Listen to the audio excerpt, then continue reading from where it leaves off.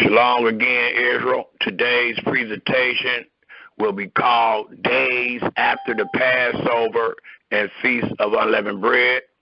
Again, we will use this presentation to show without a shadow of a doubt what our fathers did the day after the Passover and the Feast of Unleavened Bread.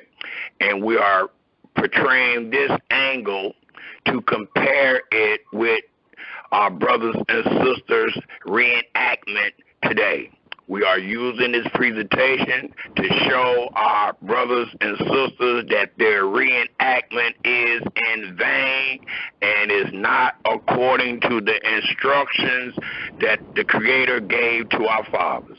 So again, today's presentation will be called Days After the Passover and Feast of Unleavened Bread.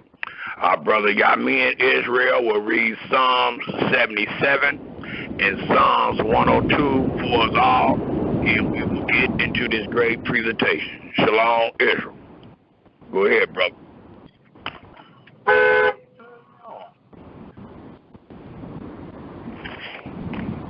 Shalom, everyone. As the brother stated, I would like for everyone to turn to Psalm 77, please. That's Psalm 7:7.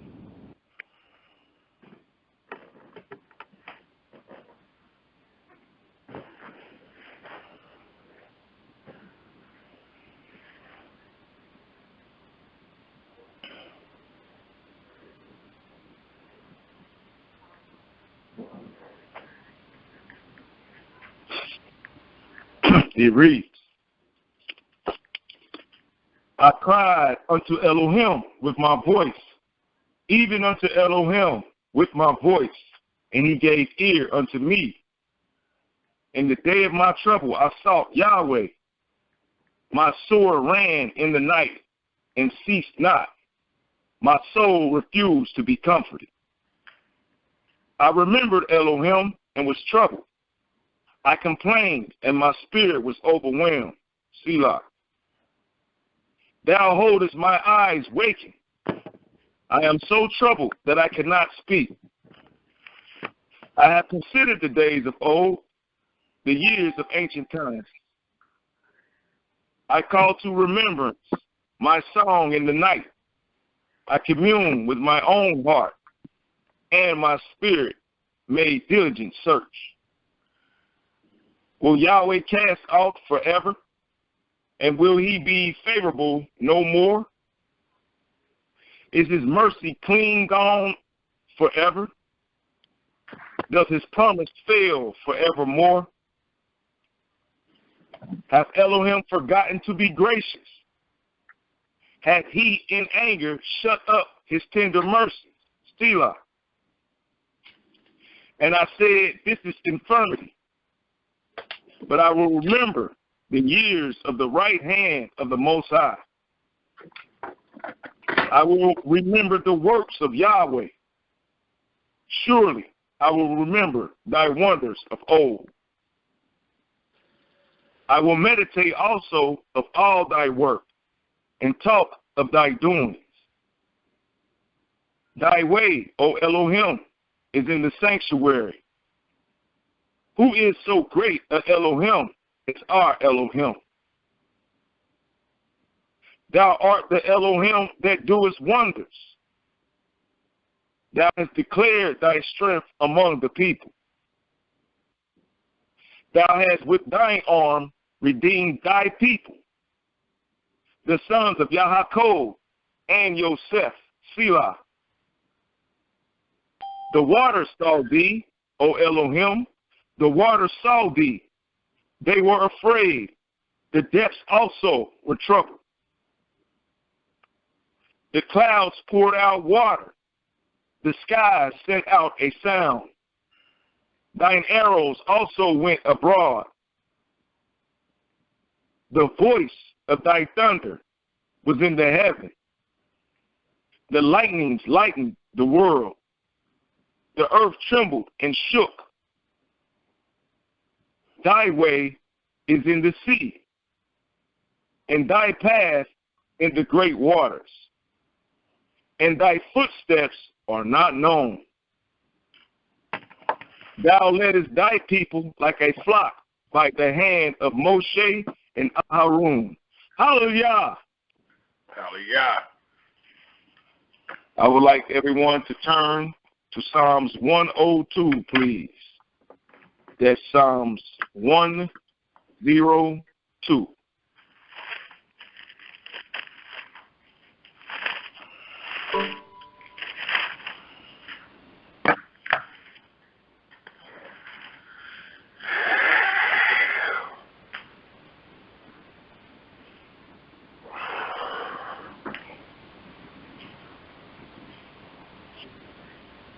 It reads, hear my prayer, O Yahweh, and let my cry come unto thee. Hide not thy face from me in the day when I am in trouble. Incline thy ear unto me. In the day when I call, answer me speedily. For my days are consumed like smoke, and my bones are burned as in earth. My heart is smitten and withered like grass, so that I forgot to eat my bread. By reason of the voice of my groaning, my bones cleave to my skin. I am like a pelican in the wilderness. I am like an owl of the desert. I watch and am as a sparrow alone upon the housetop. My enemies reproach me all the day, and they that are mad against me are sworn against me. For I have eaten ashes like bread, and mingled my drink with weeping. Because of thy indignation and thy wrath, for thou hast lifted me up and cast me down. My days are like a shadow that declineth, and I am withered like grass. But thou, O Yahweh, shalt endure forever, and thy remembrance unto all generations. Thou shalt arise and have mercy upon Zion, for the time to favor her, yea, the set time is come. For thy servants take pleasure in stones, and favor the dust thereof. So the heathen shall fear the name of Yahweh, and all the kings of the earth thy glory. When Yahweh shall build up Zion, he shall appear in his glory. He will regard the prayer of the destitute, and not despise their prayer. This shall be written for the generation to come, and the people which shall be created shall praise Yahweh. For he hath looked down from the height of his sanctuary. From heaven did Yahweh behold the earth, to hear the groaning of the prisoner, to loose those that are appointed to death, to declare the name of Yahweh in Zion, and his praise in Jerusalem. When the people are gathered together in the kingdoms to serve Yahweh. He weakened my strength in the way. He shortened my days. I said, O my Elohim, take me not away in the midst of my days. Thy years are throughout all generations. Of old hast thou laid the foundations of the earth, and the heavens are the work of thy hands. They shall perish, but thou shalt endure. Yea, all of them shall wax old like a garment. As a vesture shalt thou change them, and they shall be changed. But thou art the same, and thy years shall have no end. The children of thy servants shall continue, and their seed shall be established before thee Hallelujah. Hallelujah. Hallelujah. Hallelujah.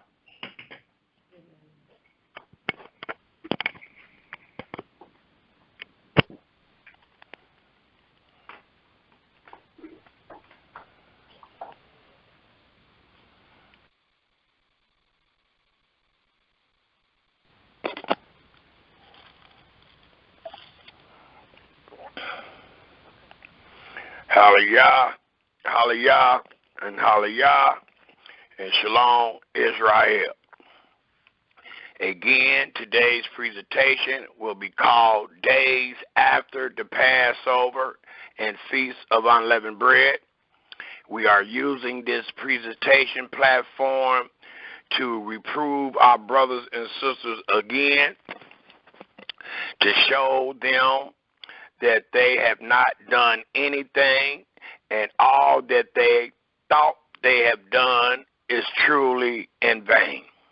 Because today we will show by way of the law and testimony exactly what our fathers did during the season of the Passover and the Feast of Unleavened Bread, and exactly what they did after the day of the Passover and the Feast of Unleavened Bread, and we will compare it to what our brothers and sisters are doing this day.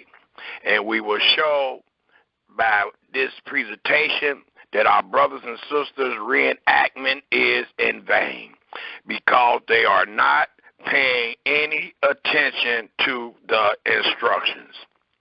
Instead, they are leaning and following man and their traditions. So again, today's presentation will be called Days After the Passover and the Feast of Unleavened Bread. Before we get started, I would first and foremost like to give thanks and praise to the Creator of the heaven and earth and everything therein is by saying hallelujah, and would love to greet the listening audience by saying shalom. And I would also like to reread Psalms 102, verse 27 and 28. For it tells us again, as our brother Yamin Israel just read for us, it tells us again something very important that allows us to establish this great presentation today. And it is, according to the 27th verse, it reads again, but thy, Yahweh, art the same. For the scripture tells us Yahweh changes not. So these words here is very important, especially for Johnny come lately, because Johnny come lately might not know what the Creator has said in the first place. So we're allowing Johnny come lately to know that Yahweh does not change. All that he instructed our fathers is even to this day. Is just allow us to know that they can't do it. Once we are brought back, we are under the exact same instructions. And I know a lot of people don't understand that, because I see my brothers and sisters talking about the covenant of the law. And they say that, well, the covenant of the law that our fathers received in the wilderness, we will not receive. We will receive another covenant, be based on Jeremiah 31 to verse 34. And when they read that, they believe that that is another covenant. Well, your brother disagreed. Based on what we just read, based on this 27th verse, for it tells us again, but thy art the same. So Yahweh changed not. There's only one that made the heavens and earth. He's not going to make it over. He's not going to make it as if he made a mistake when he made the heavens and earth. Same when he gave Israel the covenant of the law again. It is not going to be some new laws. It's going to be the same laws. Because Yahweh didn't make the mistake. Israel made the mistake. So he's not going to make some new laws for us. It's the same laws, but they will just be put in thy heart.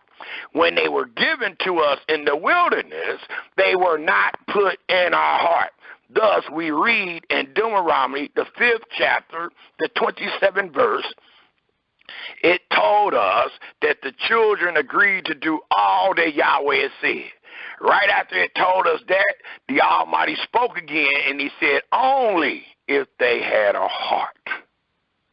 So that heart is going to be given this time when we receive the covenant of the law. A new heart you will receive, but not a new law. So in closing of Psalms 102, again, the 27th verse reads, but thy art the same, and thy years shall have no end. The children of thy servants shall continue, and their seed shall be established before thee, just like Yahweh promised our father Abraham. Let us get into this presentation. And again, the title is called Days After the Passover and Feast of Unleavened Bread. At this time, Israel, please get yourself a pen and a piece of paper, and most definitely in Holy Scriptures, that you may jot down these most irreverent scriptures that we will bring forth today. And the more notes and chapter and verses that you jot down, the more easy it is for you to inform your brother and sister of all that Yahweh has said and done. I would love to start this presentation by taking us in the book of wisdom, the book of Proverbs, to warn us once again, to allow us to have sound ground in dealing with this presentation and reproving our brothers. Thus, let us turn our scriptures to the book of wisdom, the book of Proverbs, and we will start at the 22nd chapter. Proverbs, the 22nd chapter, and we will start at the 17th verse. Proverbs, the 22nd chapter, and we will start at the 17th verse. And again, we use the book of wisdom in opening up our presentations to allow us to have a sense of fear, of reverence toward our Creator. For fear is the beginning of wisdom. And today we are here together to get wisdom. And the way you get wisdom is by fearing your Creator. Thus, it tells us in Proverbs, the 22nd chapter, starting at the 17th verse, and it reads, bow down thy ear and hear the words of the wise, and apply thy heart into my knowledge. For it is a pleasant thing if thou keep them within thee. They shall wither be found in thy lips, that thy trust may be in Yahweh. I have made known to thee this day, even to thee, we that have ears that can hear and eyes that can see. Have not I written to thee excellent things according to the law and testimony? It reads, have not I written to thee excellent things and counsels and knowledge, that I might make thee know the certainty of the words. The Almighty wanted our fathers to know.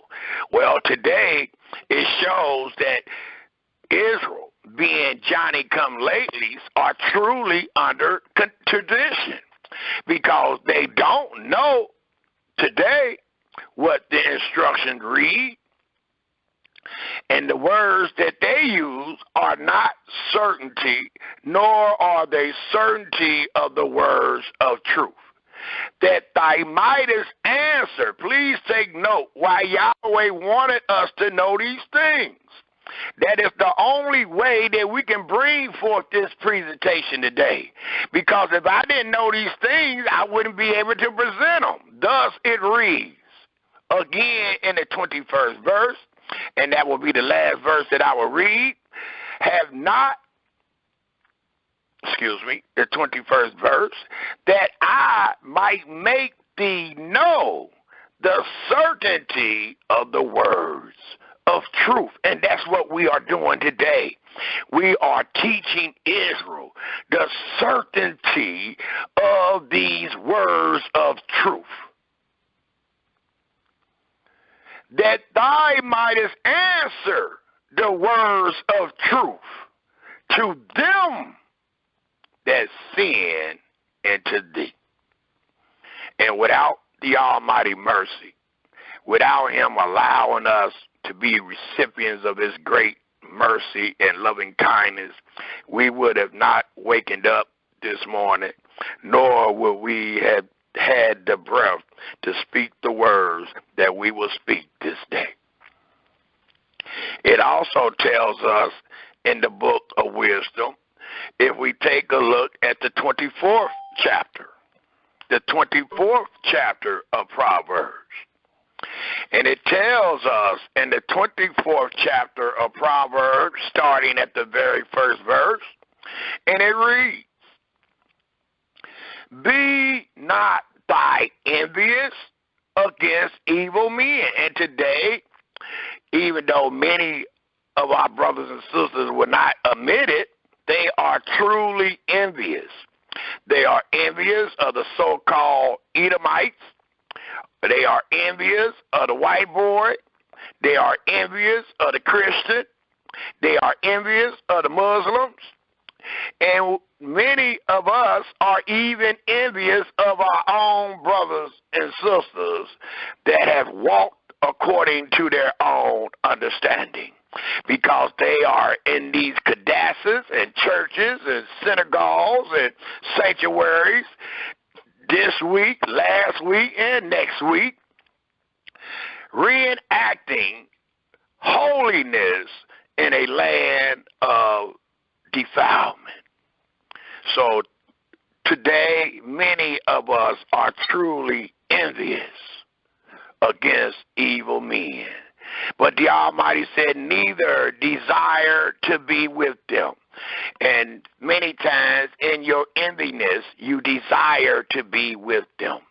But the Almighty told us by way of law and testimony. And the law you can find in Exodus, the 24th chapter, the first 3 verses, and it tells us to not to follow a multitude to do evil. So even though hand join hand, and even though it might seem like a lot of people that is in error, the Almighty still do not want you to envy them nor to follow them, to do evil. Thus it tells us again in closing of the first verse, neither desire to be with them. The second verse of the 24th chapter of Proverbs, and it reads, for their heart study destruction, and their lips talk of mischief. Through wisdom is an house builded, and by understanding it is established.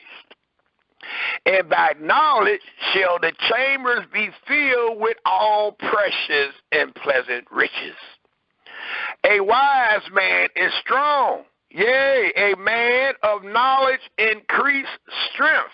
And please take note of these words that your brothers read today, because it denotes our character.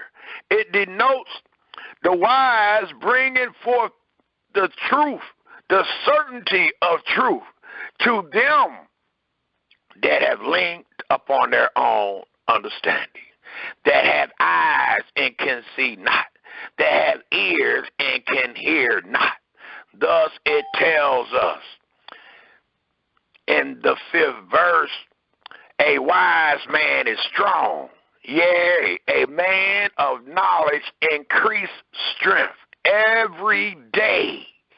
For by wise counsel thou shalt make thy war, and in multitude of counselors there is safety. Wisdom is too high for a fool. He opens not his mouth in the gates. He that devises to do evil shall be called a mischievous person. Please take note. So those today that devises to keep the Passover and to keep the Feast of Unleavened Bread and to keep the Sabbath in bondage in another man's land, the Almighty said that those things are mischievous, and it come by way of a mischievous person. And it also tells us that it is devised to do evil. The 9th verse reads, the thought, please take note, because a lot of times people do not think before they speak. But the Almighty allowing us to know it's not just your words that come out your mouth, but it's your acts, and it is the thought that you have in your heart, even though it might not be known to your brother and sister. Thus it reads in the 9th verse, the thought of foolishness is sin. Did y'all get that? A lot of times you think you got to do it, and it be sin in the eyes of the Almighty.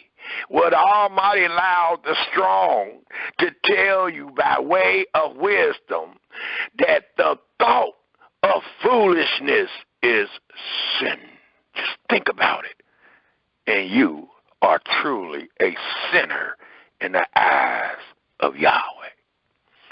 Again, it says in the 9th verse, the thought of foolishness is sin. And the scorner is an abomination to men. If thou faint in the day of adversity, thy strength is small. And we spoke on these things last week. I didn't give the chapter and verse. I just kind of quoted a little bit. But today we are actually reading out of this chapter and actually reading the verse. And the verse that your brother expounded on last week, it reads again in the 10th verse, if thou faint in the day of adversity, and today is truly a day of adversity. It says, if thou faint in that day, thy strength is small. And this word small in Hebrew denotes narrow, real thin. And you need, as we read last week, dealing with the great prophet Ezekiel, you need strength to talk to your brothers and sisters, especially in the day of adversity. It tells us in closing, we're going to read down to the 12th verse. It tells us in closing, dealing with the 12th verse, the 11th verse. After it read in the 10th verse again, if thou faint in the day of adversity, thy strength is narrow. If thou forbear, please take note while we present the law and testimony each week, is thy forbear to deliver them that are drawn into death, and those that are ready to be slain. If thou sayest, behold, we knew it not, does not he that ponder the heart consider it? So you're not going to get away today by saying, well, we just didn't know, because the Almighty is allowing you to know today. If thou sayest, behold, we knew it not, does not he that ponder the heart consider it? And he that keep thy soul, does not he know it? Absolutely. For the all-seeing eye know everything.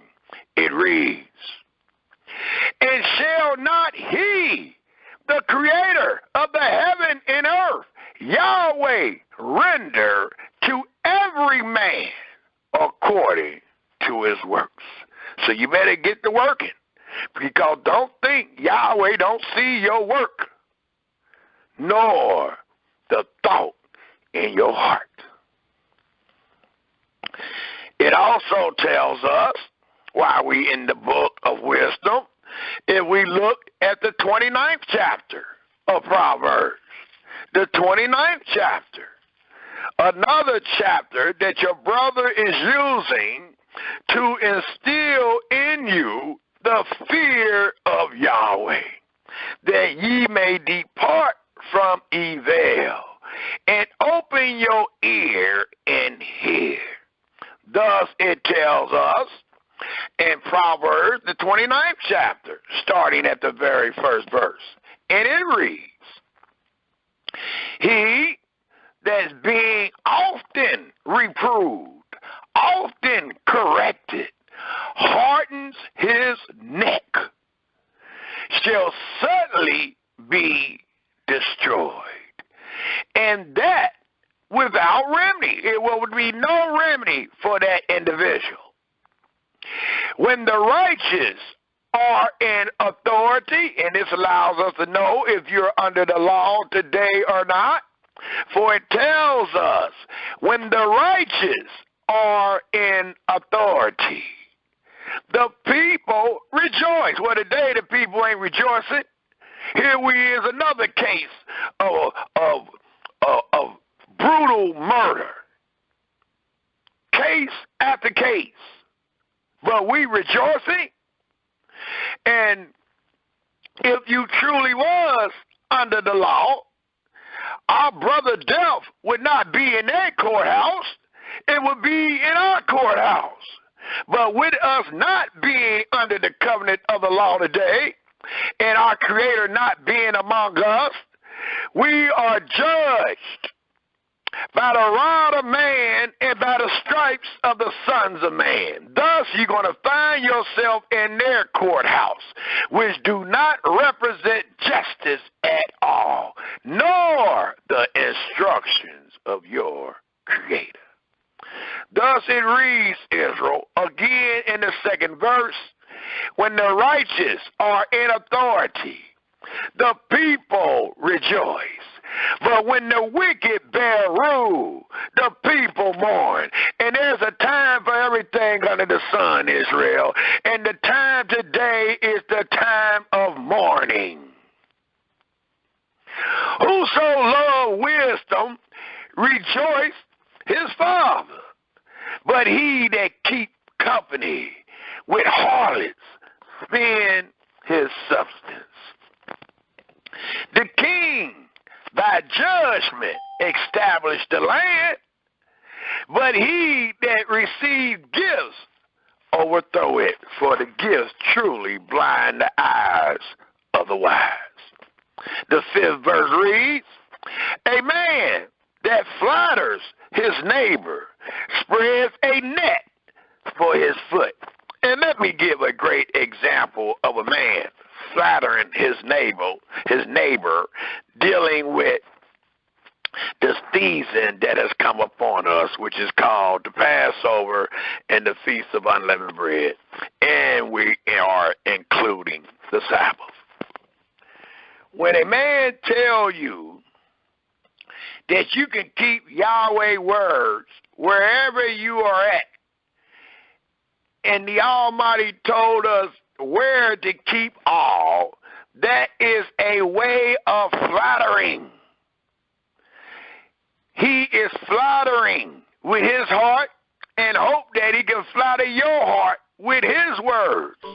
And his flattering takes you away from the words or the truth of certainty or the certainty of truth based on his flattering, based on him giving you what he thinks is right or wrong.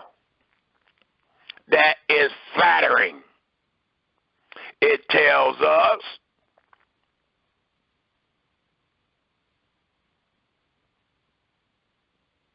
in the 6th verse, in the transgression of an evil man there is a snare, but the righteous does sing and rejoice. The righteous considers the cause of the poor, but the wicked regards not to know it. And I would like to say something about this. And what I want to say is not to belittle anyone, nor to try to take credit from anyone. But many times you find your brothers and sisters today, they call themselves Israel, speaking about how they are feeding the poor. And I'm speaking about those that have taught incorrectly that they are under the covenant of the law today. Many times you find your brothers and sisters speaking about and looking for a pat on the back because they say they feed the poor. And I thought about this many, many times before I decided to speak on it, because the people that I see many times that is speaking about taking care of the poor are those that are stealing from the poor. And when you make videos or when you speak out loud about feeding the poor, you're not remembering that you are also stealing from the poor. The 6th verse says again, the 7th verse of Proverbs 29 says again, the righteous considers the cause of the poor. And to consider does not actually mean that you have something for them, but it definitely means that you understand and you wonder why the individual is poor.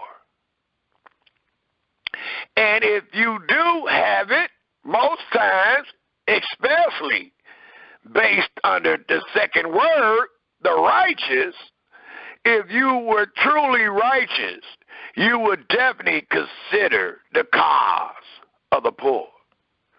Just like you would consider the cause of those that has been murdered in the hands or from the hands of our enemies.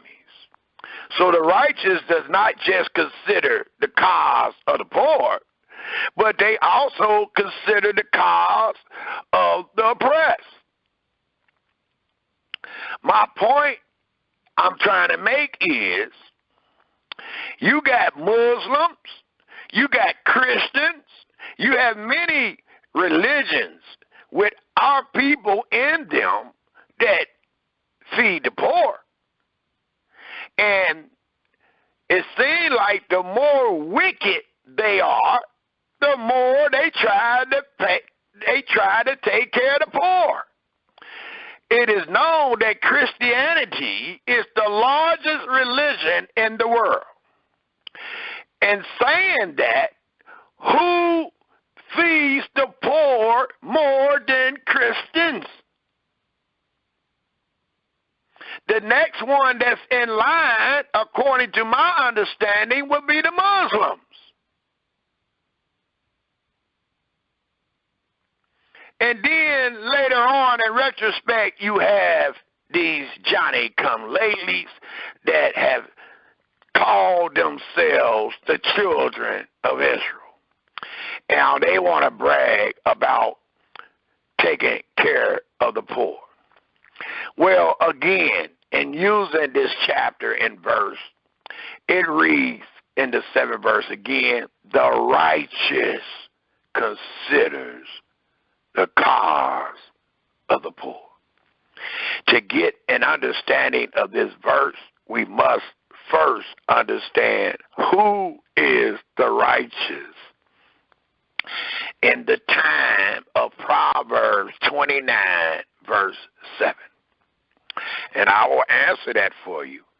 The righteous is none other than the children of Israel that were in the land of promise, under the covenant of the law, following all the instructions thereof.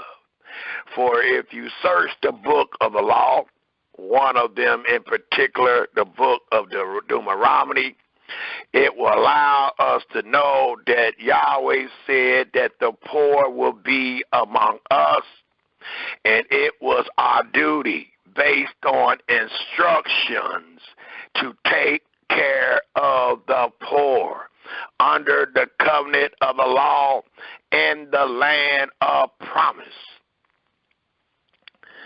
So the righteous is what it's speaking about. And this righteous is those that is under the covenant of the law.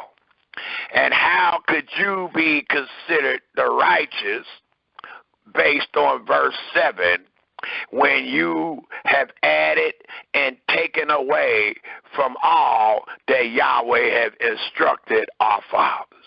And you do not find yourself under the covenant of the law today, nor do you find yourself in the land of rest, but instead you find yourself in the land of your enemies, being servants and afflicted, needing to be saved out of it. So I just wanted to establish that many times our brothers consider themselves being the righteous because they got a couple of hamburgers or hot dogs for the poor, and a shirt, a used shirt or a used pair of pants. And I'm not speaking against that. I'm speaking against the intent, the thought that's in their heart. And the Almighty see what's in your heart.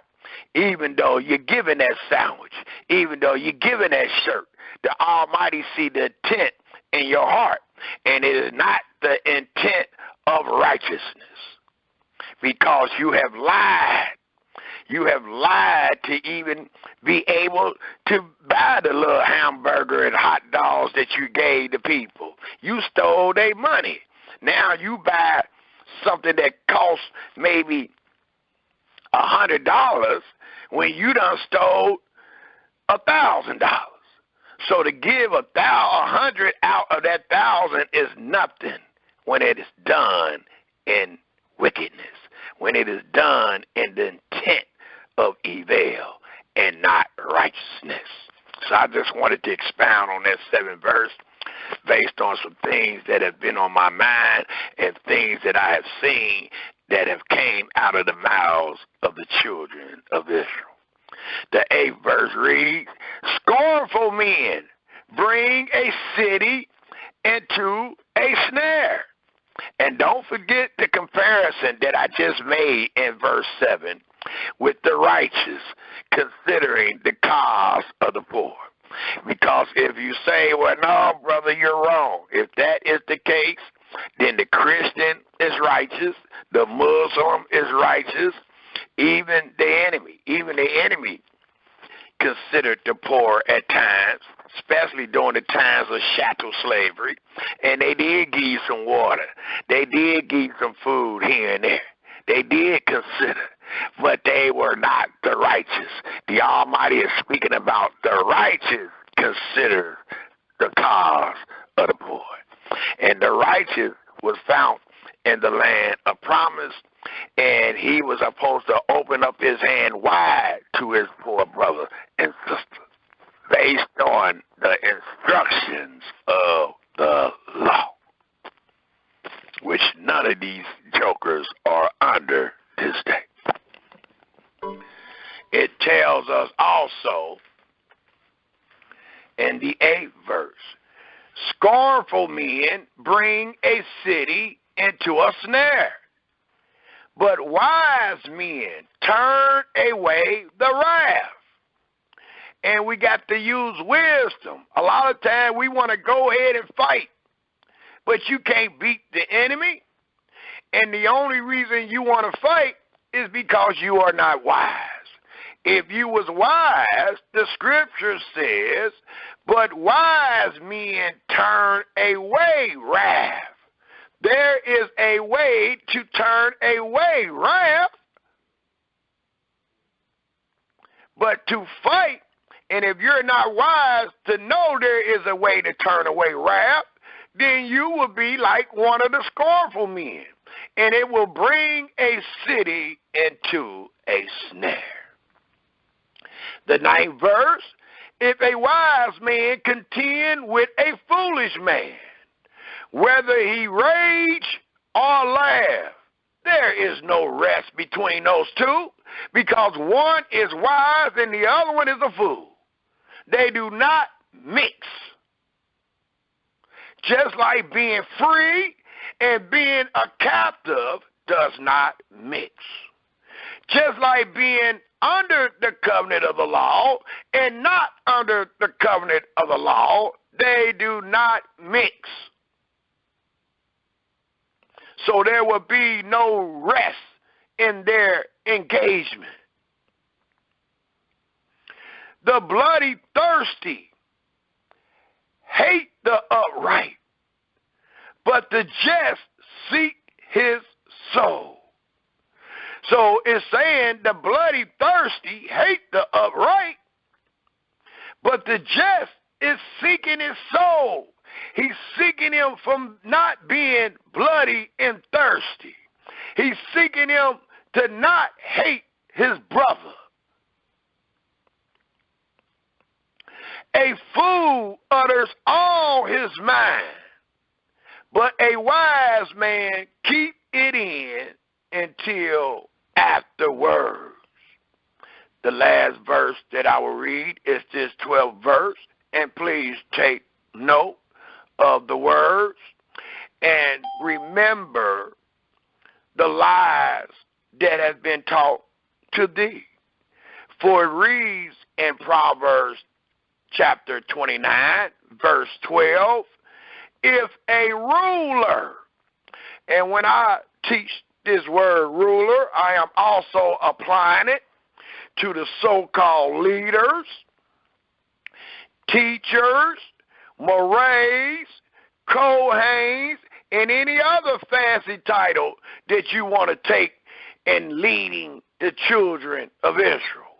It tells us, if a ruler hearken to lies, look how many of his servants are wicked, and there's no way that you can change this.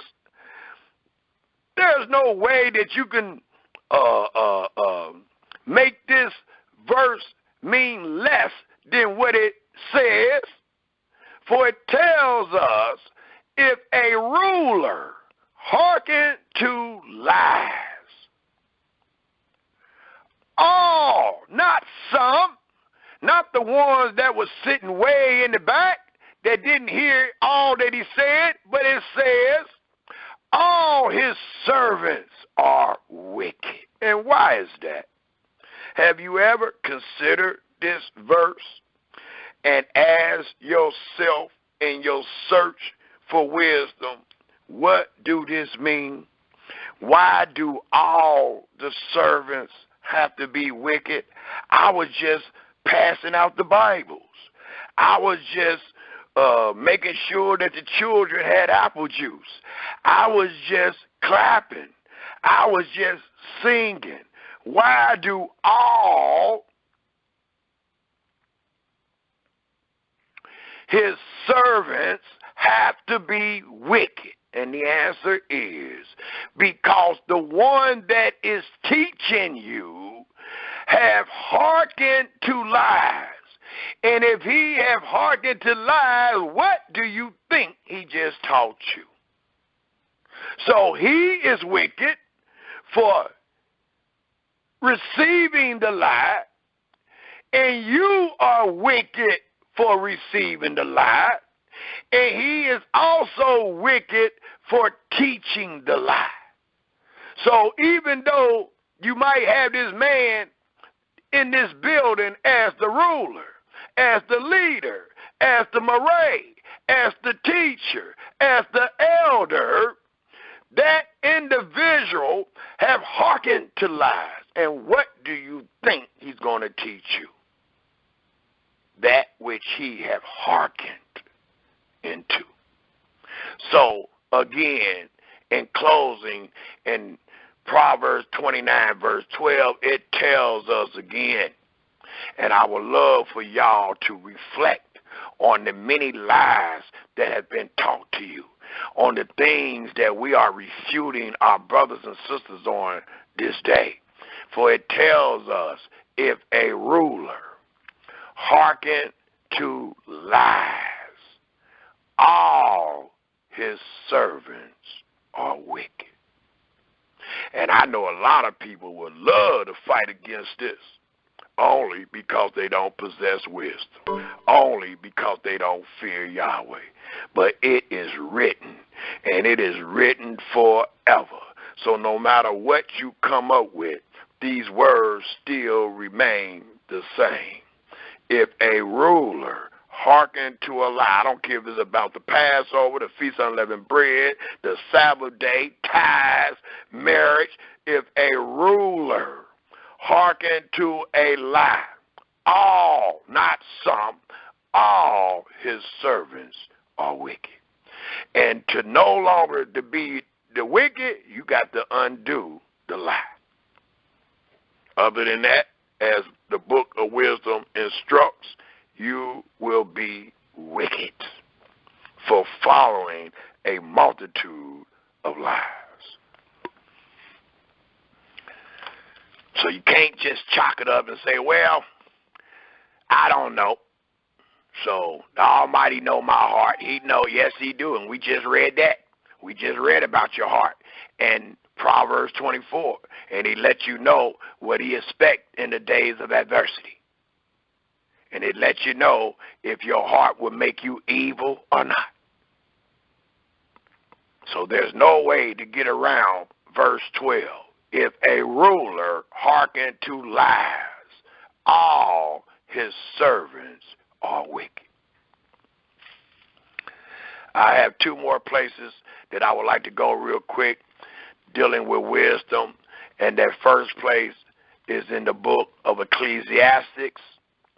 The book of Ecclesiastes, the 9th chapter. Let us all turn our holy scriptures to the book of Ecclesiastes, the 9th chapter. And I would love to start reading at the 13th verse. Because again, we come to save souls. We come to win souls. And what do we do when we win a soul? We introduce that soul back to the Creator of the heaven and earth, according to law and testimony. Thus, it tells us that there's nothing new under the sun. There have always been men on the earth that Yahweh had placed on the earth and have instilled in them wisdom to win souls. Thus, it tells us in the book of Ecclesiastes, the 9th chapter. Let us start reading at the 13th verse. And it reads, this wisdom have I seen also under the sun, and it seemed great unto me. Wisdom, that is. There was a little city, and few men, not a lot. The scripture tells us in the book of Jeremiah, the 5th chapter, the Almighty told Jeremiah, let me get to the great men that knew the judgment of Elohim. And before he said that, he said in that same chapter, if I could find 5 righteous, I will save the city. I will save Jerusalem. But the scripture allows us to know that there wasn't even 5 great men. Thus, the 5th chapter of the 5th verse of Jeremiah, he said, well, let me go to the wise men. Those are the great men, those that understood the judgment of Elohim.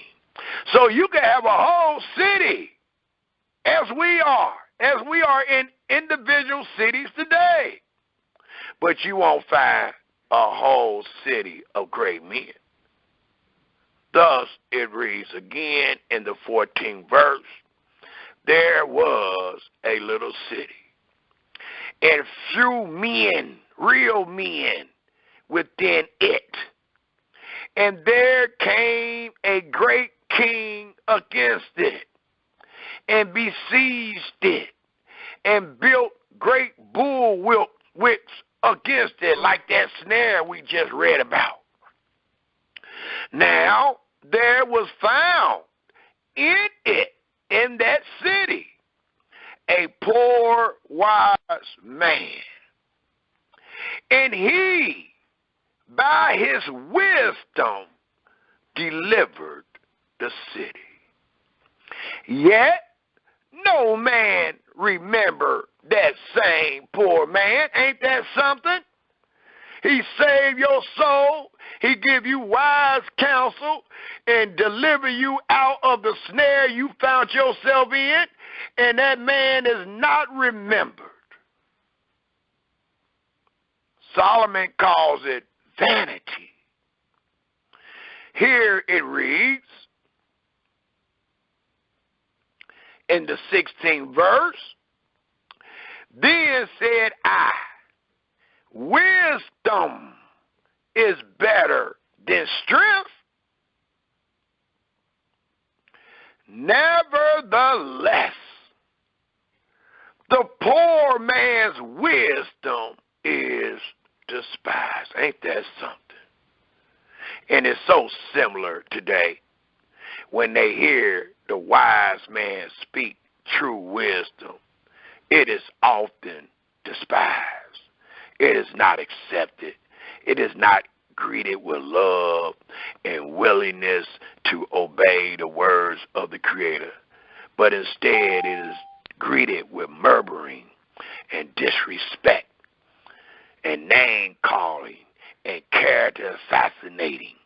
Thus, it tells us again in the 16th verse, then said I, wisdom is better than strength. Nevertheless, the poor man's wisdom is despised, and his words, please take note, and his words are not heard. The words of wise men are heard and quiet, as we are in today. A platform suitable for learning. Quiet more than the cry of him that rule among fools. The last verse reads, wisdom is better than weapons. And this section of Proverbs denotes wisdom and foolishness.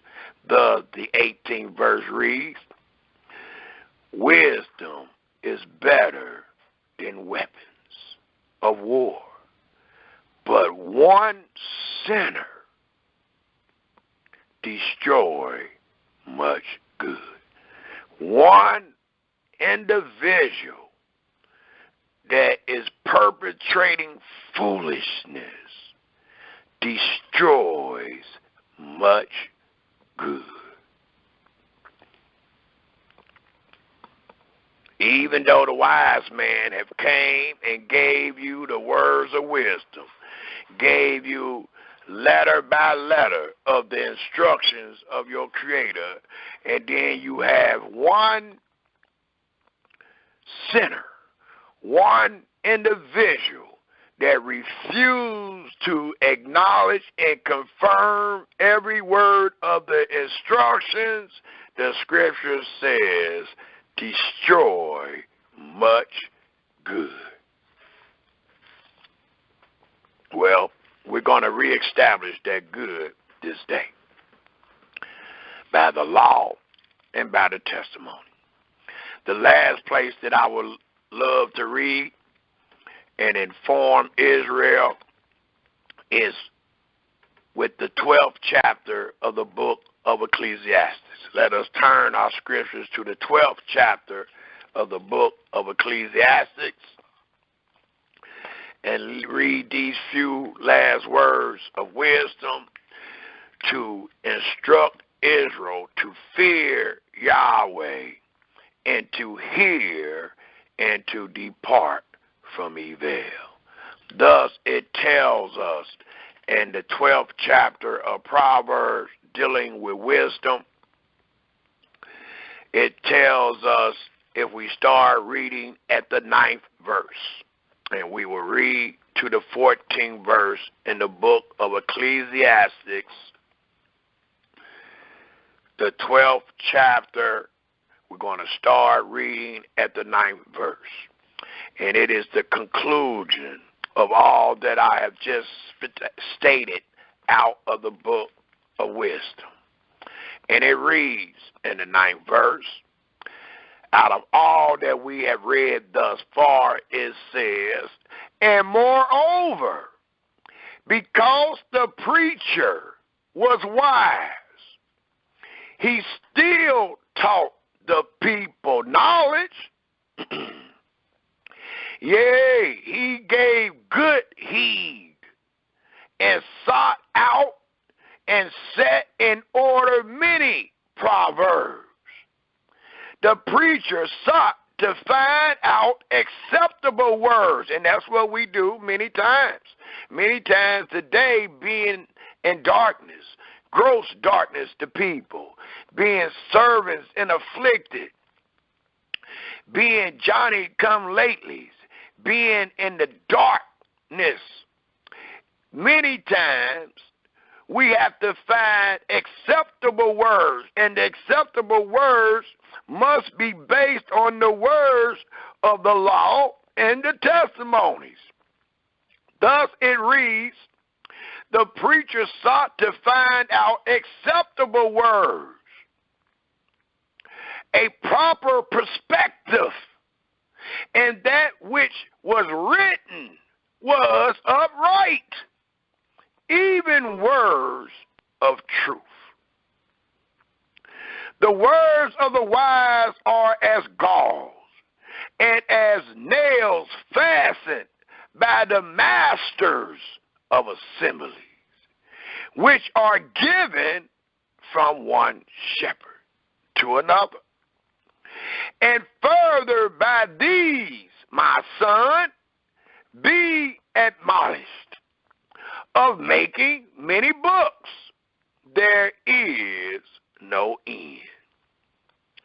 And much study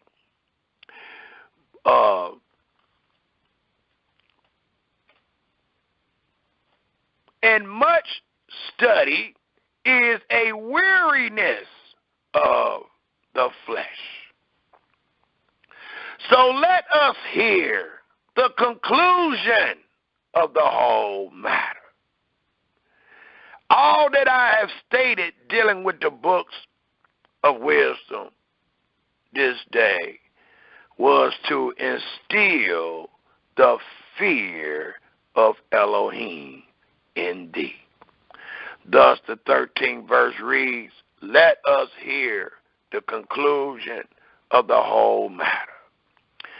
Fear Elohim and keep his commandments, for this is the whole duty of man. For Yahweh shall bring every work. Please take note, Israel. These words here is more than enough to have you trembling in your boots. It says, for Elohim shall bring every work into judgment. With every secret thing, even the things that you have in your heart that the Almighty considers sin, every secret thing, whether it be good or whether it be evil. So when the Almighty search us, let's let him find the good. Let's let him find that we were seeking for him in this darkness. Let's let him find that we confirmed and acknowledged every word that we found to be truth.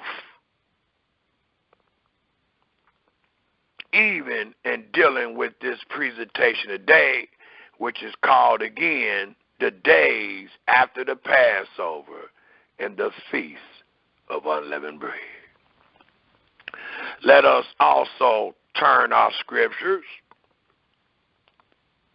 to Jeremiah, the 9th chapter.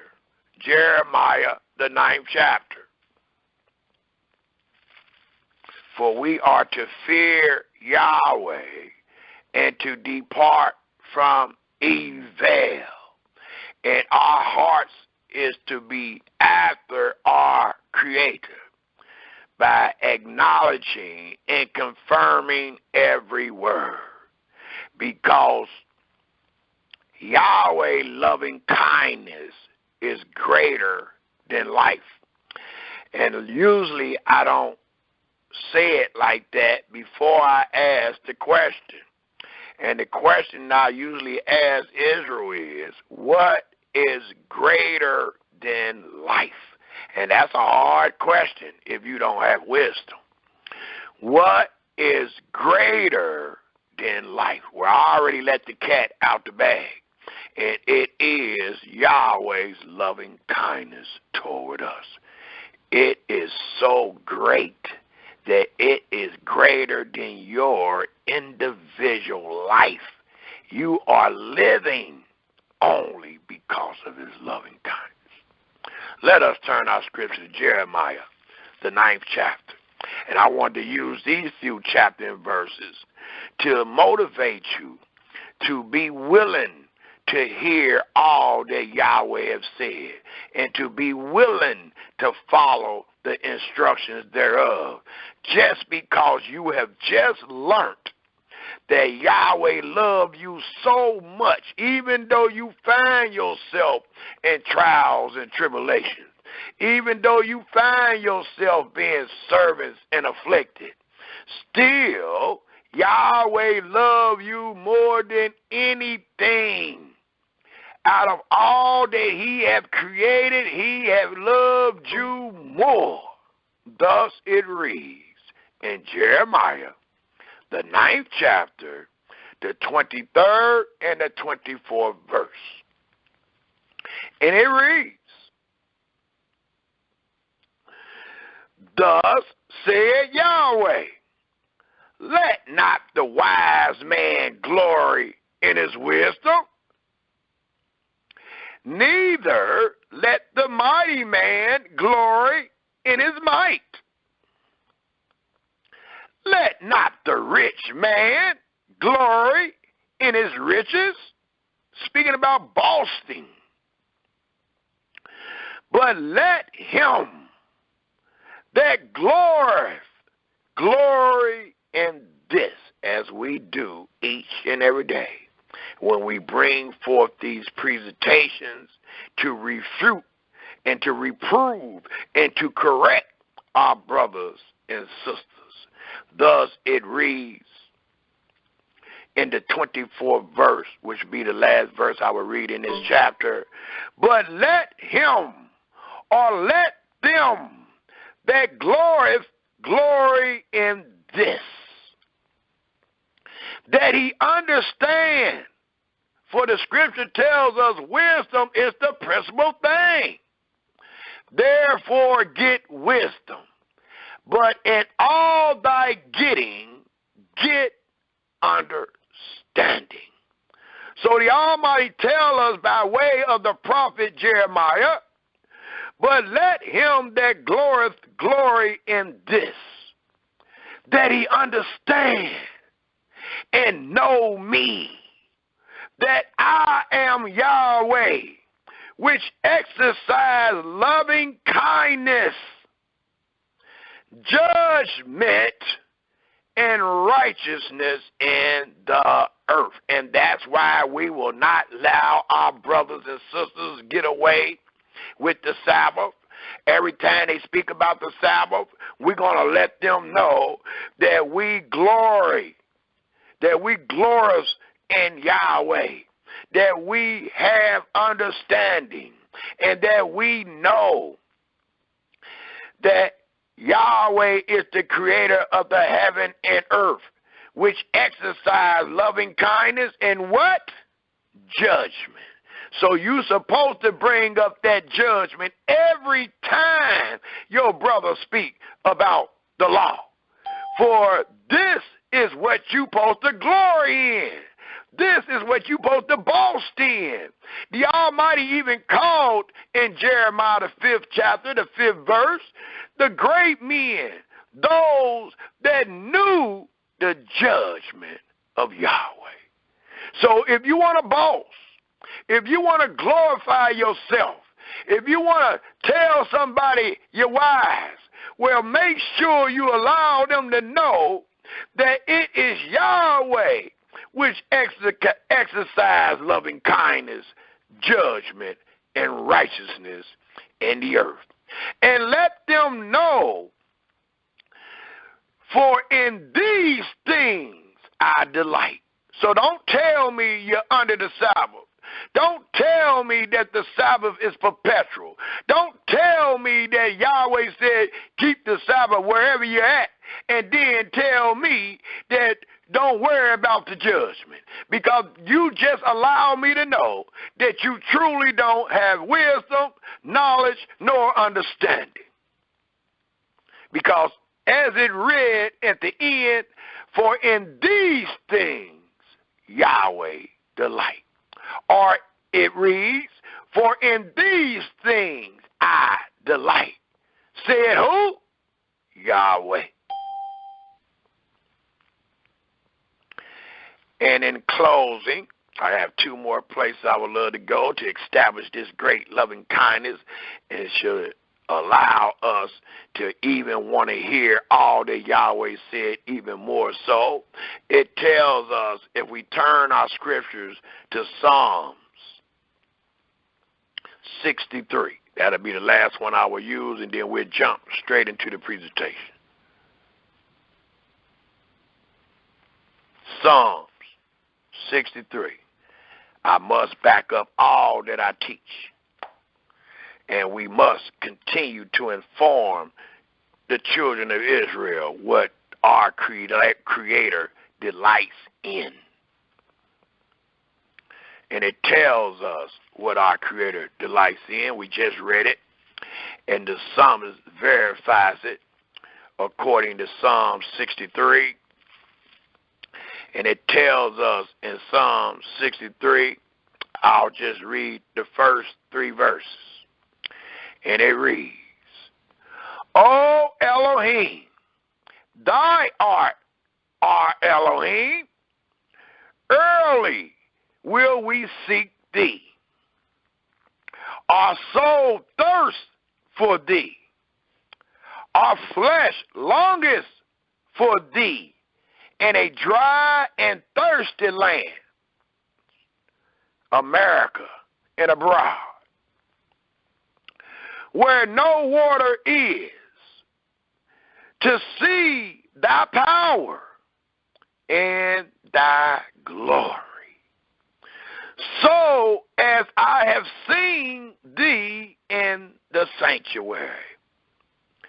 And please take note of this third verse to make sure your brother have not added. It reads, because thy loving kindness is better than life. That's wasn't your brother's words. Those are the words of your Creator. That his loving kindness is better than life. My lips shall praise thee, as Jeremiah said that your lips shall praise. That you know that it is Yahweh that exercises loving kindness, judgment, and righteousness in this earth. And we're going to see the loving kindness, the judgment, and the righteousness that Yahweh betrayed among our fathers when they came up out of the first Exodus, which was from the land of Egypt. And what they did after, what they did the days after their freedom, their salvation, their deliverance, even what they did after the days of their memorial, to prove without a shadow of a doubt that the Johnny-come-lately Israelites today are reenacting truly in vain. Let us turn our Holy Scriptures to Exodus, the 12th chapter, the 40th verse. Exodus, the 12th chapter, the 40th verse. And as we read, and as we take down notes, compare these words to ourselves today. And it should be easily done because many people teaching that we are under these things today. So compare what we read today to what our fathers were instructed to do. And by the end of this presentation, we should see if we on the right track or not. And we're going to find out. What has been taught according to tradition have put us on a total different path from the old path. The old path being the path that Yahweh put our fathers on and told us to walk with him. We're going to find out by the end of this presentation that we have never been on that path since we've been in this land and scattered abroad. Thus, it tells us in the book of Exodus, the 12th chapter, the 40th verse. And it tells us in the 40th verse of the 12th chapter of Exodus, and it reads, now, because don't forget the title, days after the Passover and the Feast of Unleavened Bread, it reads, now the sojourning of the children of Israel who dwelt in Egypt was 430 years. And it came to pass at the end of the 430 years, even the self-same day, it came to pass that all the hosts of Yahweh went out from the land of Egypt. It is a night to be much observed into Yahweh. Why? For bringing them out from the land of Egypt. This is that night of Yahweh, to be observed of all the children of Israel in their generation. And it also tells us in this same chapter, once we heard those words, according to Exodus, the 12th chapter, the 14th verse, if we all take a look there, please. For we know that this is the night that shall be much observed. We know that the whole sojourning of the children of Israel that was in Egypt was 430 years. And we also know that it came to pass at the end of the 430 years, even the self-same day, it came to pass that all the hosts of Yahweh went out from the land of Egypt. And when they went out of the land of Egypt, the Almighty told Moses to tell them that this is a night to be much observed into Yahweh, for bringing them out from the land of Egypt. This is that night of Yahweh to be observed of all the children of Israel in their generation. And how was they to observe this great night? It tells us in Exodus, the 12th chapter, the 14th verse, and it reads, And this day shall be unto you for a memorial, and ye shall keep it a feast. So this memorial, I hear people say, well, it's a memorial, you're supposed to remember it. Well, this is a different memorial. This is not something the Almighty said, just remember. This remembrance means to do something. Thus, it reads again in the 14th verse, And this day shall be unto you for a memorial, and ye shall keep it a feast to Yahweh throughout your generations. So if you're not remembering this great night with a feast, you are not remembering anything, nor are you keeping the memorial that was instructed to our fathers. It says in the last sentence of the 14th verse, a feast to Yahweh throughout your generations. Ye shall keep it a feast by an ordinance forever. 7 days shall ye eat unleavened bread.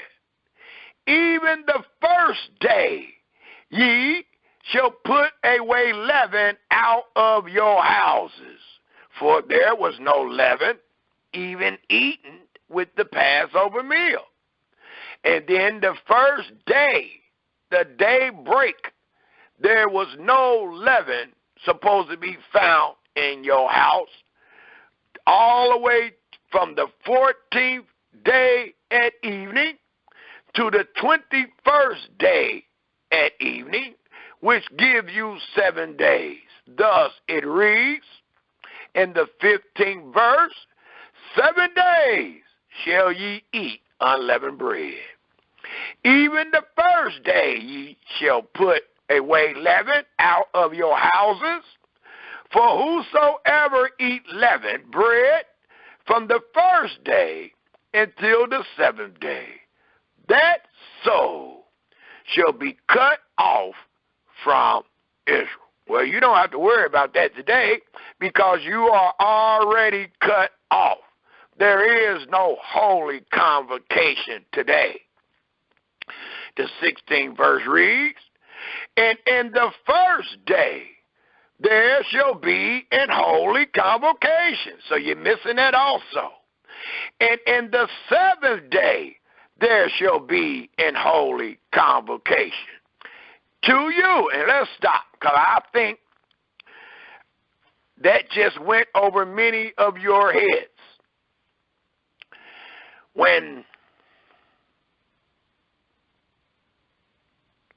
you find yourself at a basketball game, and y'all all went to that basketball game, it is known as a convocation or a congregation. Same when a bunch of the same type of birds every year flock from one part of the earth to another, and they always flock at that same time. It is known as a congregation. Well, today we teach that a congregation is done wherever you at. And all the people don't got to be there. You can just congregate wherever you at. That is not a congregation, nor is that a holy convocation, nor is that the way our fathers gathered together to have this holy convocation. That's why it's so easy for your brother to teach you that there is no holy convocation, nor holy congregation today. And you say, why not? Because if there was, we all would be in the land where we, Israel, was supposed to gather together to congregate and to have this great holy convocation. Thus, it reads again in the 16th verse, and in the first day there shall be an holy convocation, and in the seventh day there shall be an holy convocation to you. No matter of work shall be done in them, save that which every man must eat, that only may be done of you. And ye shall observe the feast of unleavened bread, for in this selfsame day have I brought your armies out of the land of Egypt. Therefore shall ye observe this day in your generations by an ordinance forever. And it reads, in the first moon, on the 14th day of the moon, at even, ye shall eat unleavened bread until the 21st day of the moon at even. 7 days. 7 days shall there be no leaven found in your houses. For whosoever eat that which is leavened, even that soul shall be cut off from the congregation, which you are already cut off, of Israel.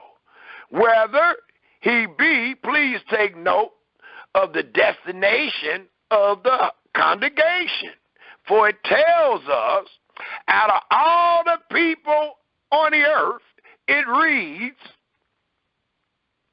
whether he be a stranger to what?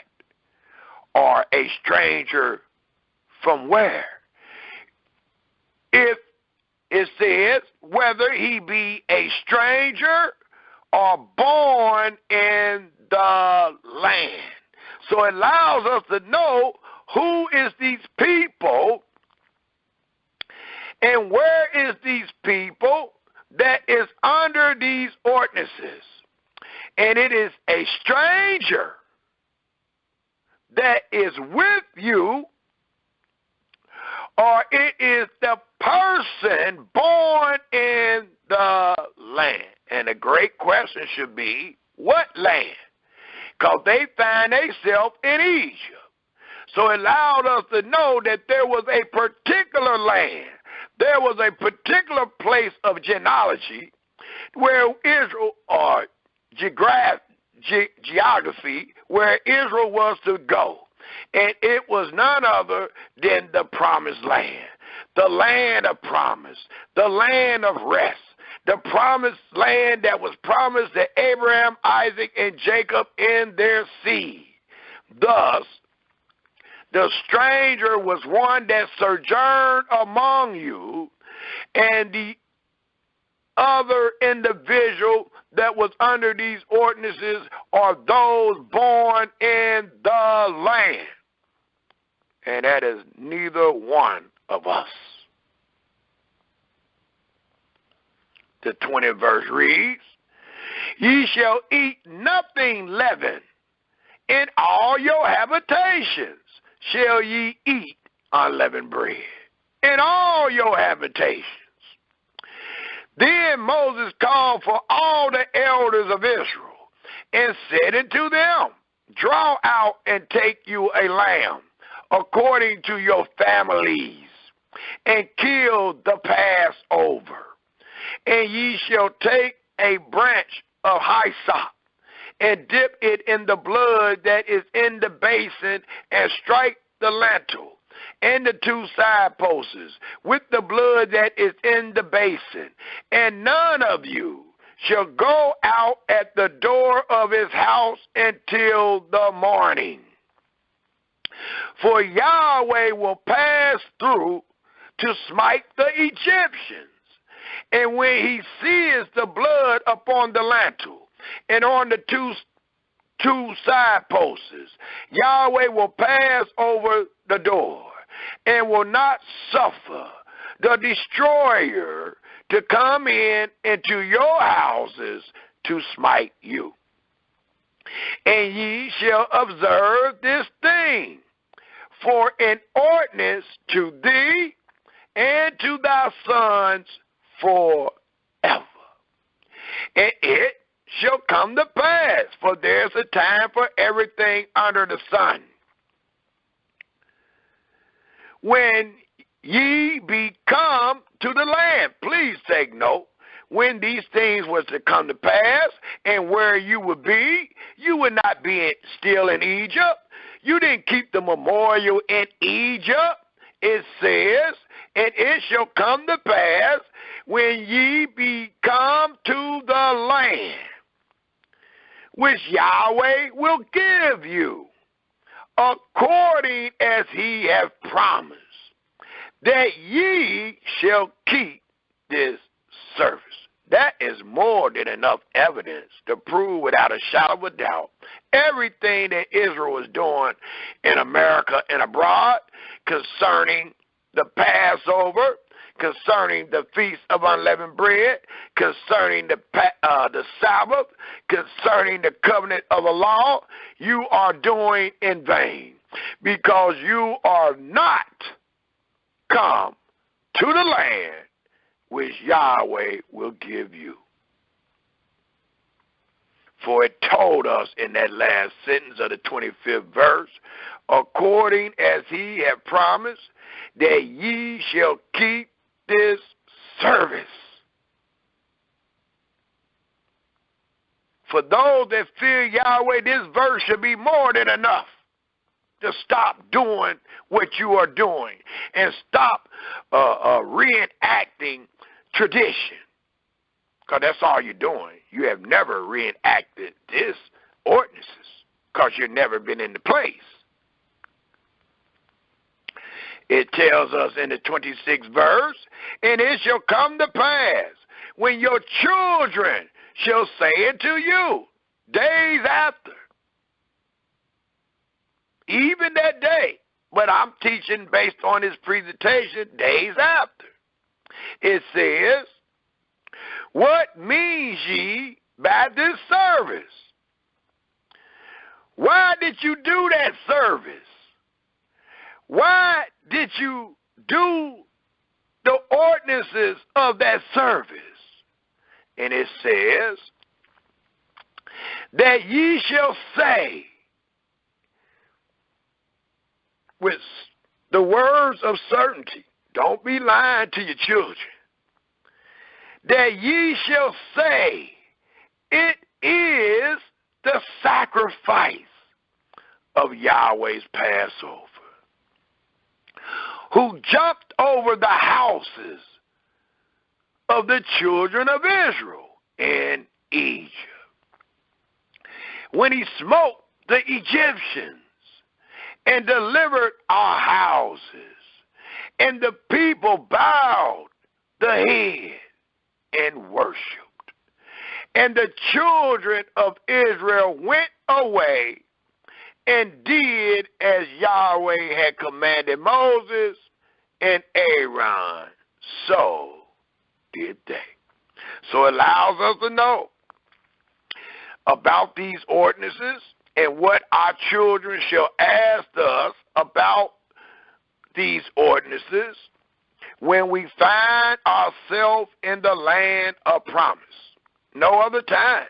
Because the 26th verse says, and it shall come to pass when your children shall say unto you, what means ye by this service?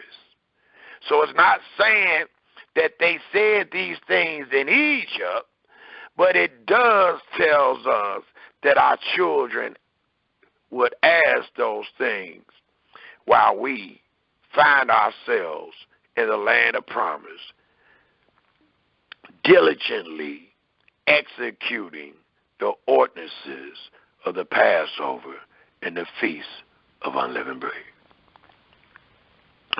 It also tells us in the 43rd verse of this same chapter, and it reads real quickly, and Yahweh said unto Moses and Aaron, this is the ordinance of the Passover. There shall no stranger eat thereof, but every man's servant that is brought for money. When thou hast circumcised him, then shall he eat thereof. A foreigner and a hired servant shall not eat thereof. In one house shall it be eaten. Well, they congregating all over the world. Even in one city, you're going to have people saying that they keeping these ordinances, but some of them downtown, some of them uptown, and the other ones is around. But it allows us to know that this congregation was at one place at one time, except when Yahweh made a provision. And we're going to show that provision today, and that provision has nothing to do with you being in America and scattered abroad. But there was a provision made which denotes days after the Passover and the Feast of Unleavened Bread, and we will show those provisions. Right now it tells us in the 46th verse, in one house shall it be eaten. Thou shalt not carry forth aught of the flesh abroad out of the house, neither shall ye break a bone thereof. All the congregation of Israel shall keep it. And a congregation is what? When the whole house gathered together in one place. Not several houses gathering together in several places of a land. That is not a congregation. If we was going to congregate to go watch a game, we all going to that one game, that one stadium. Thus it reads again in the 47th verse, all the congregation of Israel shall keep it. And when a stranger shall sojourn with thee, today you are the stranger, And today you find yourself sojourning in the land of the enemy. But here, dealing with the ordinances of the Passover and Feast of Unleavened Bread, it says, when a stranger shall sojourn with thee and will keep the Passover to Yahweh, let all his males be circumcised, and then let him come near, not far off, but near, and keep it. And he shall be as one that is what? Born in the land. Why he got to be one as born in the land? Because the people that's born in the promised land is commanded to keep the ordinances thereof. Thus, the stranger that has been bought with thy money, born in thy house, shall keep it, and he shall be as one that is born in the land. For no uncircumcised person shall eat thereof. Please take note, as our brother read in Psalms 102, Yahweh is the same. He changes not. Thus it reads, one law shall be to him that is homeborn,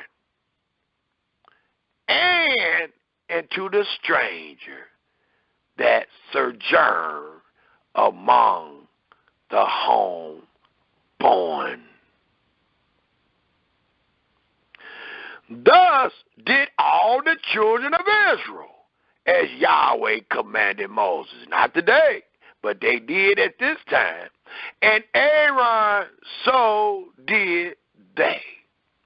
And it came to pass the selfsame day, words of prophecy being fulfilled, that Yahweh did bring the children of Israel out of the land of Egypt by their armies.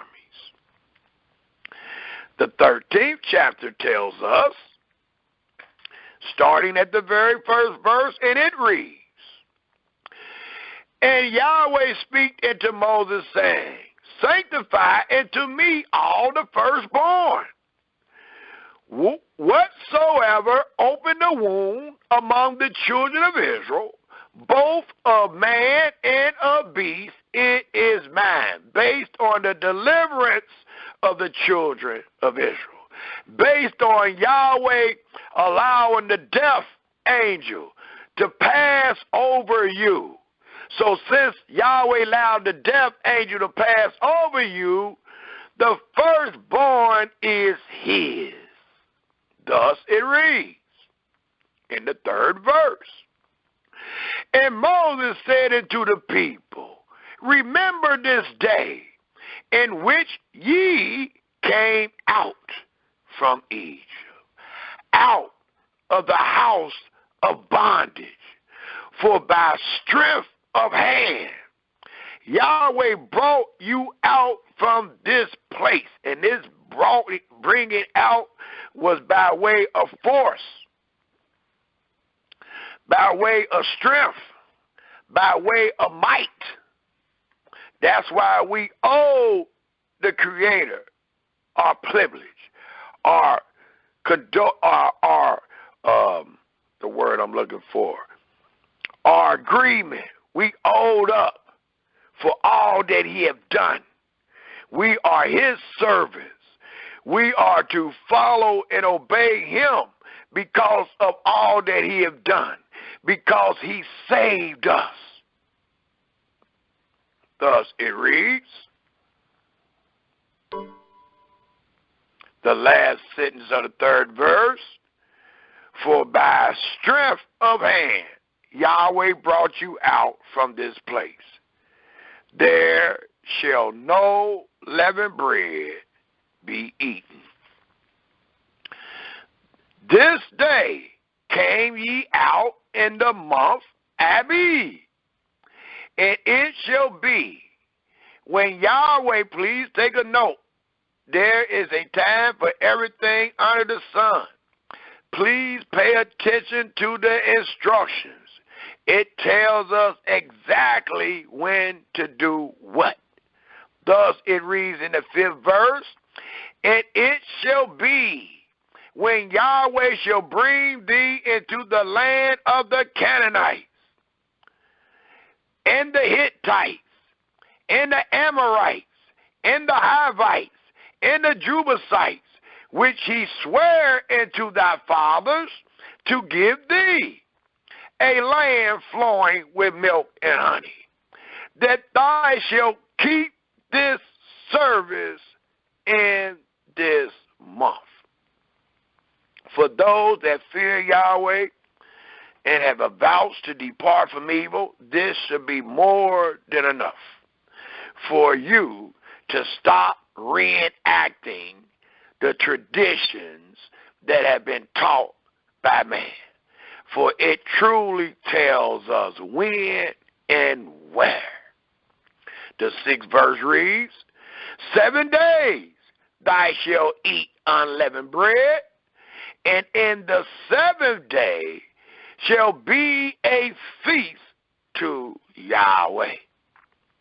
Unleavened bread shall be eaten 7 days, and there shall no leavened bread be seen with thee.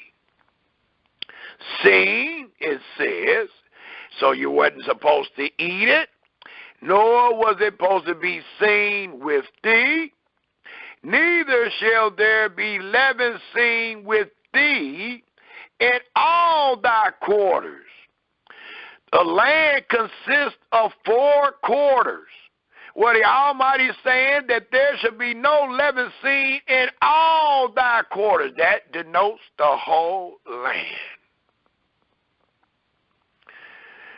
Today, in this reenactment that the Johnny-come-lately Israelites are doing, they have leaven in all the dwellings that they find themselves in.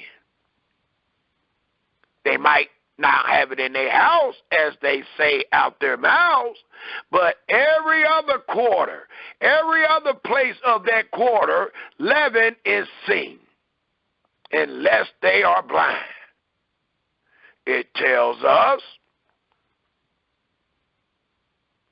in the 8th verse, and thou shalt show, please take note, and I love the way Yahweh used this because it denotes generation after generation.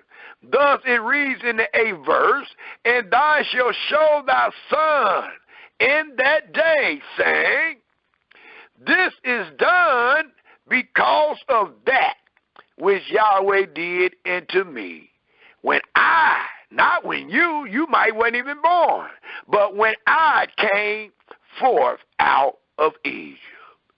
And it shall be for a sign unto thee upon thy head, and for a memorial between thy eyes. And this memorial was always done in the land of freedom, in the land that you occupied, in the land that you was given. That's why you are to remember it. And I used the comparison of the heathen last week, and I'm going to use it again because it's truth. The heathen have a memorial day. And what is they remembering? And where are they remembering these memories? Is it not in the land that they find themselves free in? They have a Memorial Day. They have a 4th of July, and it denotes how the Civil War was and how it ended. And now they find their freedom from their brother, and they memorialize it every year. But note, when they memorialize it, they still free. They're not memorializing it being captives in China. They're not memorializing it being captives in Britain. They're not memorializing it being captives in Russia. They are memorializing it with hot dogs and whatever else on the 4th of July and on Memorial Day right here in America. Just like you would have done if you were in your land keeping a memorial. You the only people I know memorialize freedom being in prison. You are memorializing your freedom when you ain't even free. The Almighty said, tell your son. Why? Because he's going to be free. It tells us, Israel, again, in the 9th verse, and it shall be for a sign unto thee upon thy hand, and for a memorial between thy eyes, that Yahweh's law may be in thy mouth. Please take note. For with a strong hand have Yahweh brought thee out of Egypt. Thou shalt therefore keep this ordinance in his season from year to year. And it shall be, for there is a time for everything under the sun, when Yahweh shall bring thee into the land. And please take note, especially y'all that say it's perpetual. And they did it when they was in Egypt.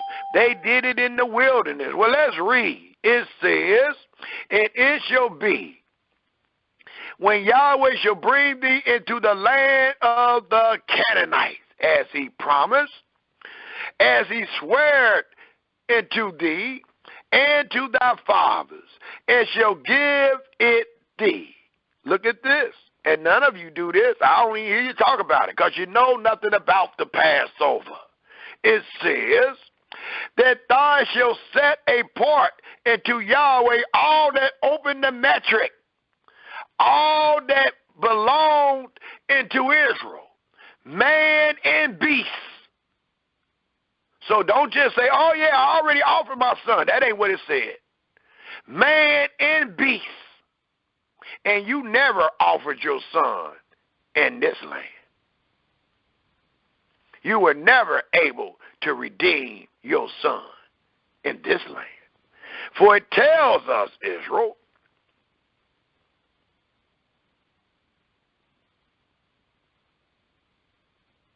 in the 12th verse, that thou shalt set apart unto Yahweh all that open the metric, and every firstling that come of a beast which thou hast.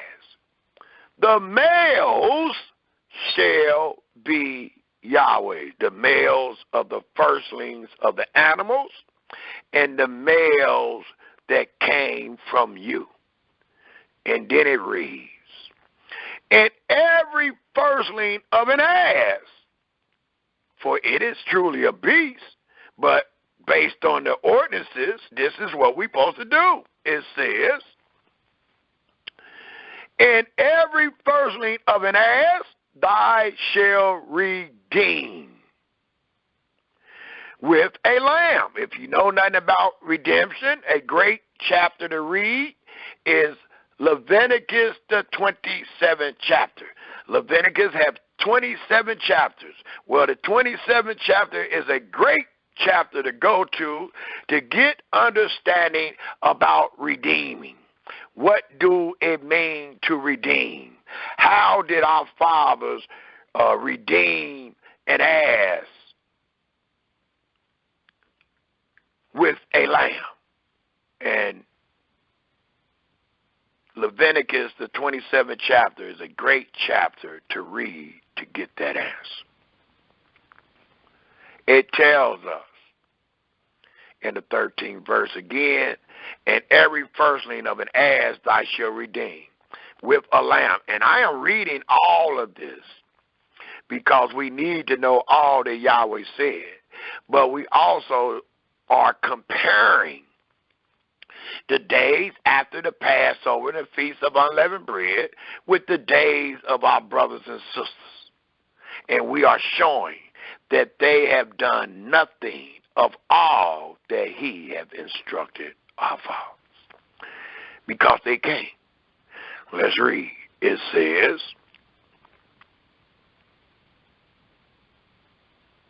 if I'm ever going to get through this 13th verse, it tells us again, and every firstling of an ass thou shalt redeem with a lamb or a goat.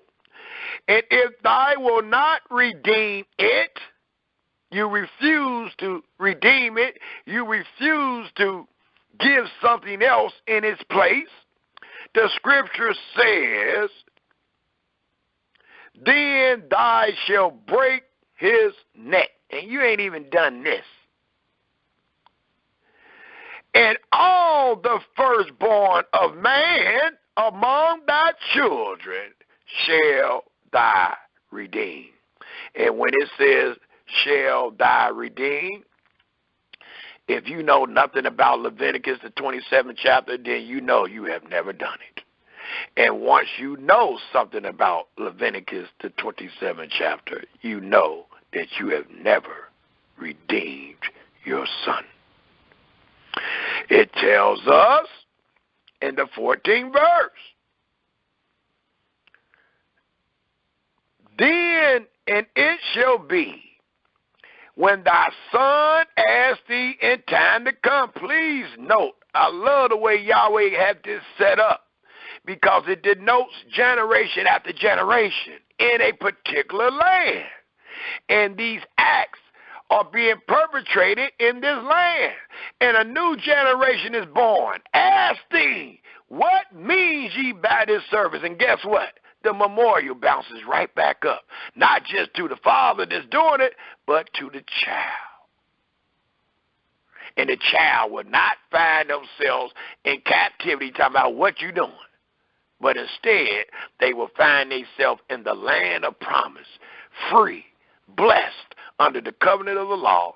And the son, the new generation, is just asking, what you doing, Dad? Because as the dad said, Yahweh freed him. So it allows the father to tell the child what the great and mighty acts Yahweh done in the land of Egypt, as we are doing this day, even though we're not under it, but we are teaching it based on what happened in Egypt and the day after, generations after. It tells us, again in the 14th verse, and it shall be when thy son asks thee in time to come, saying, what is this that thou shalt say unto him, by strength of hand, Yahweh brought us out from Egypt, from the house of bondage. And it came to pass, when Pharaoh would hardly let us go, that Yahweh slew all the firstborn in the land of Egypt, both the firstborn of man and the firstborn of beasts. This is the reason why Yahweh told our fathers to do what they do, dealing with the son and dealing with the first beast. It tells us, Israel. And it came to pass, when Pharaoh will hardly let us go, that Yahweh slew all the firstborn in the land of Egypt, both the firstborn of man and the firstborn of beasts. Therefore, the reason why I sacrifice to Yahweh all that open the metric, being males, but all the firstborn of my children I redeem. Because Yahweh is not into a human sacrifice, and Yahweh have never asked anyone to kill their son for the sins of the people. So it tells us why we were to redeem our children and not kill them. The 16th verse reads, and it shall be for a token upon thy hand, and for frontlets between thy eyes, for by strength of hand Yahweh brought us forth out of Egypt. It also continued to tell us, and it came to pass, when Pharaoh had let the people go, that Elohim led them not through the way of the land of the Philistines, although that was near. For Elohim said, least peradventure the people repent when they see war, and they return to Egypt. But Elohim led the people about through the way of the wilderness of the Red Sea.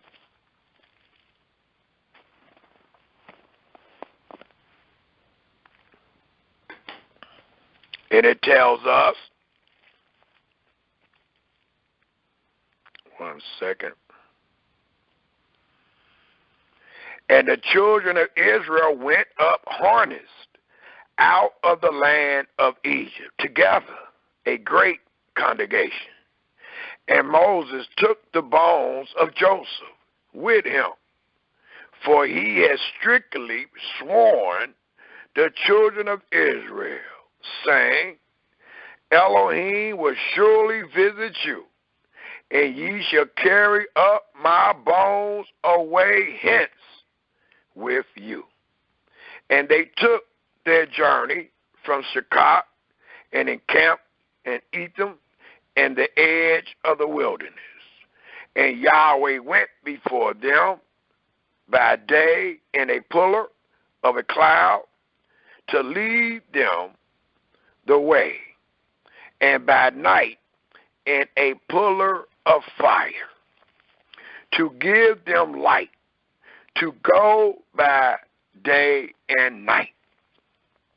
And he have just allowed us to see that same light, and we can go by day and night throughout our holy scriptures and prove this route, prove this story, prove this flight, and prove that there is no law nor testimony of Israel ever keeping this flight outside of the land, nor this memorial.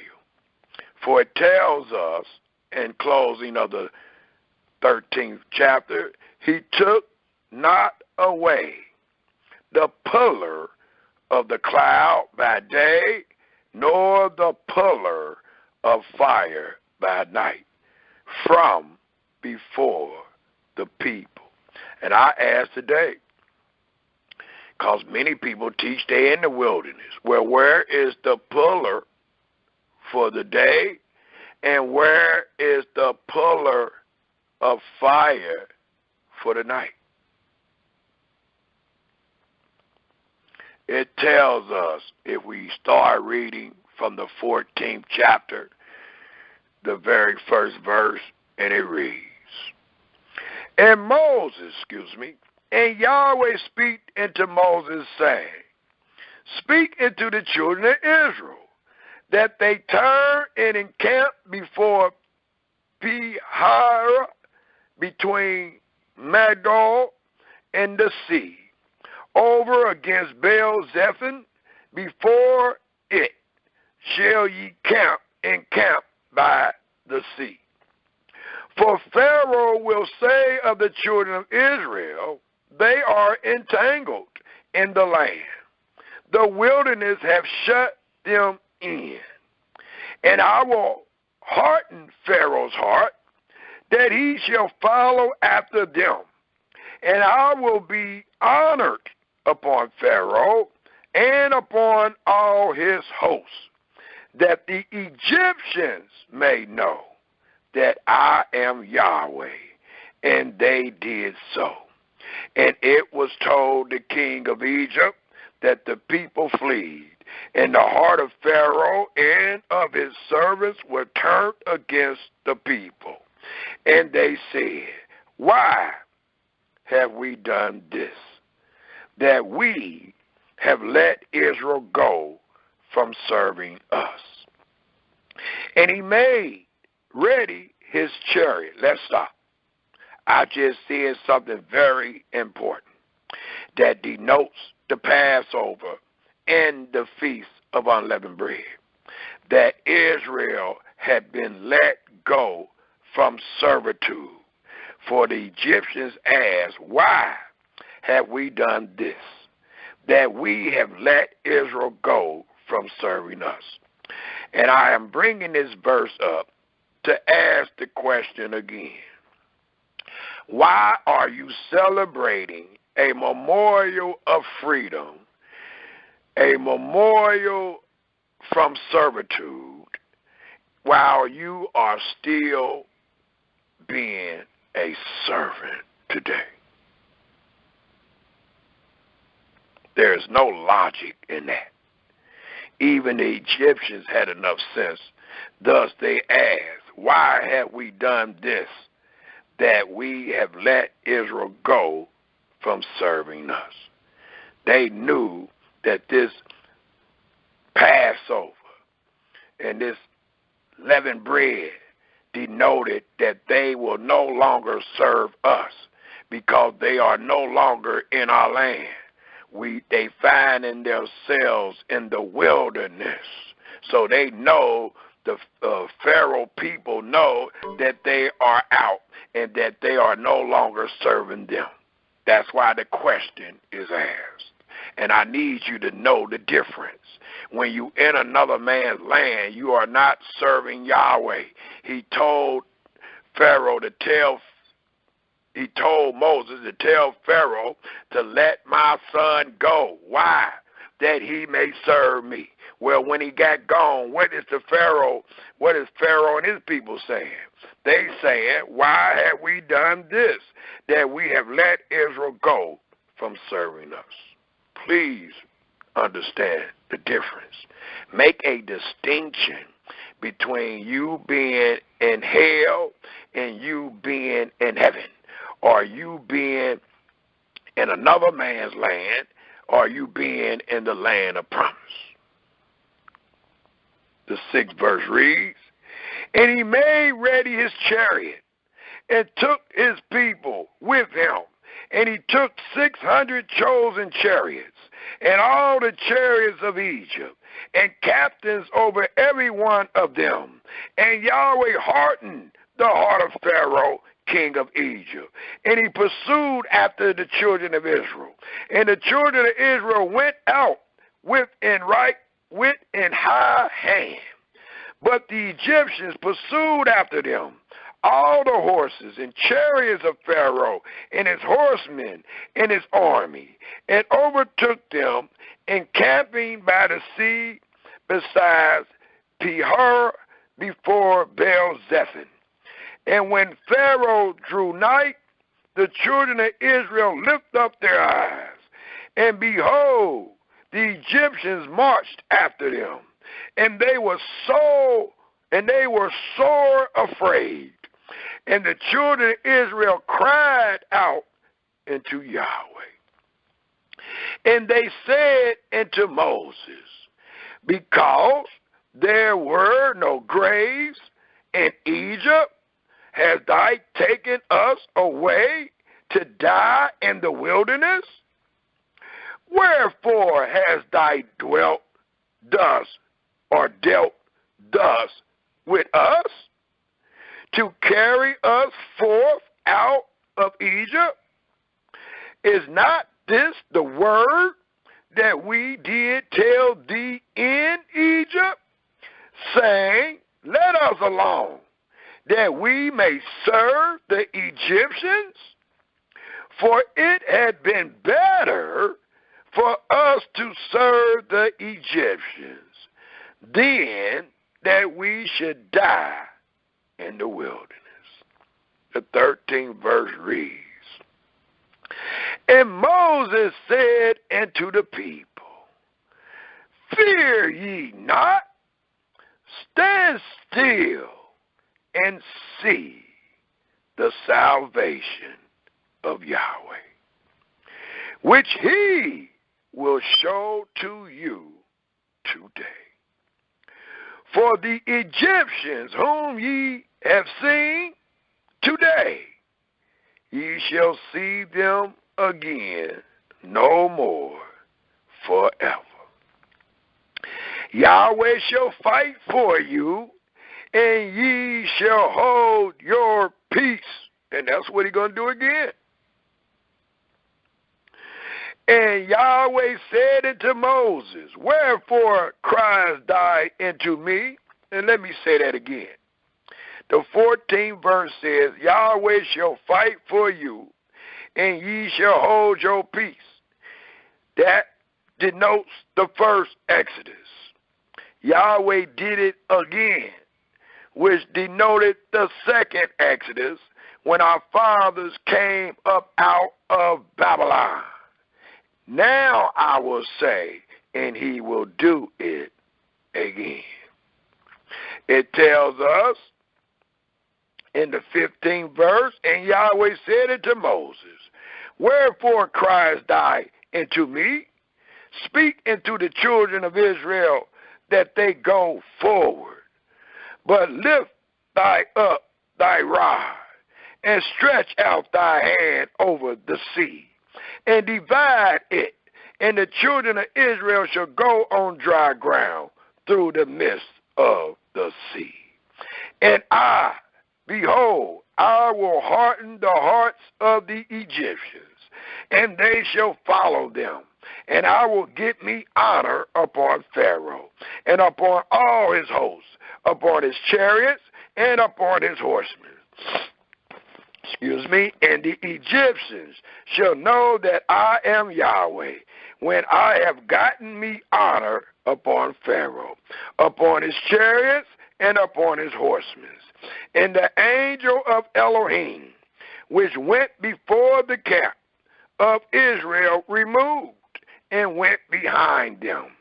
And the pillar of the cloud went from before their faces and stood behind them. And it came between the camp of the Egyptians and the camp of Israel to make a distinction.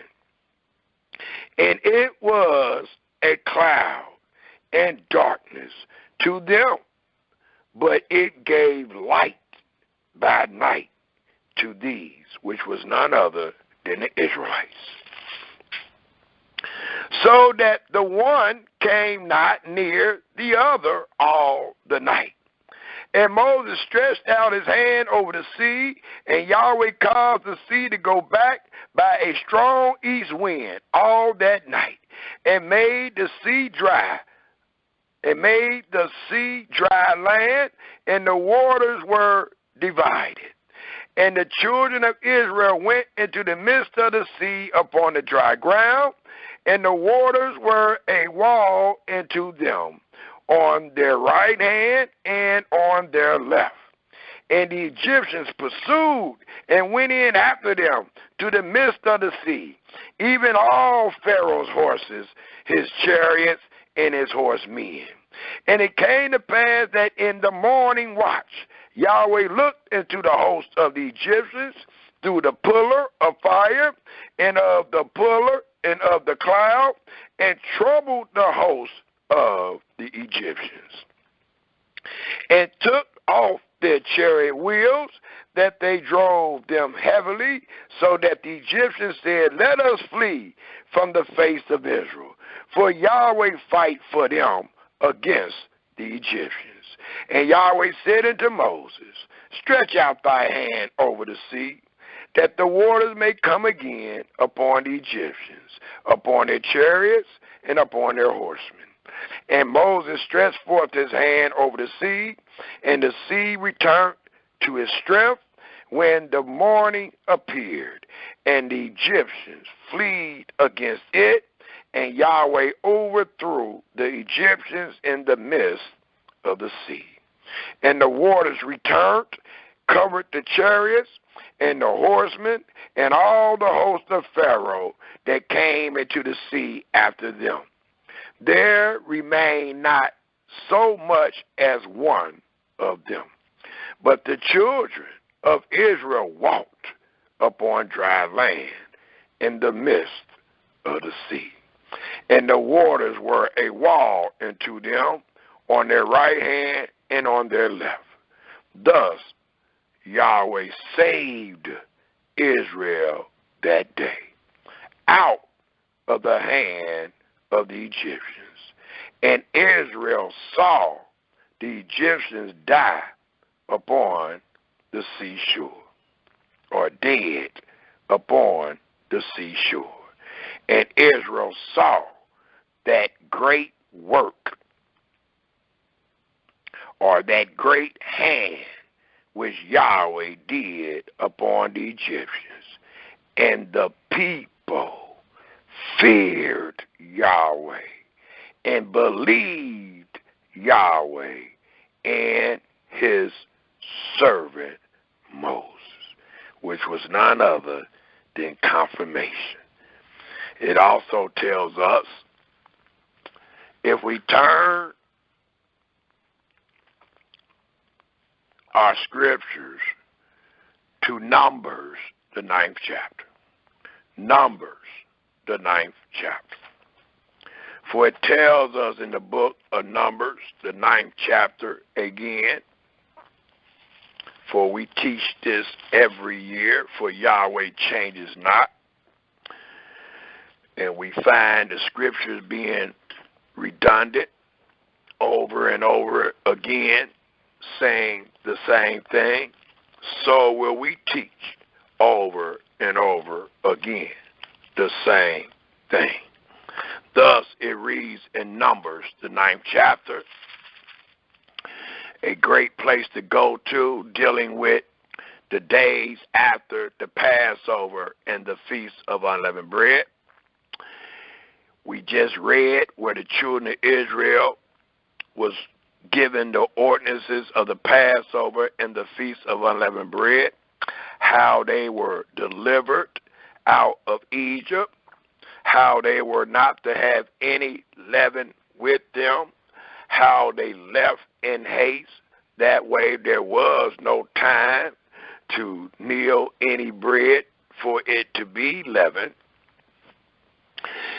And we also read in the ordinances, according to Exodus, the 12th chapter, the 14th verse, also Exodus, the 13th chapter, that there was to be a memorial. And this memorial was to be done in the land of promise.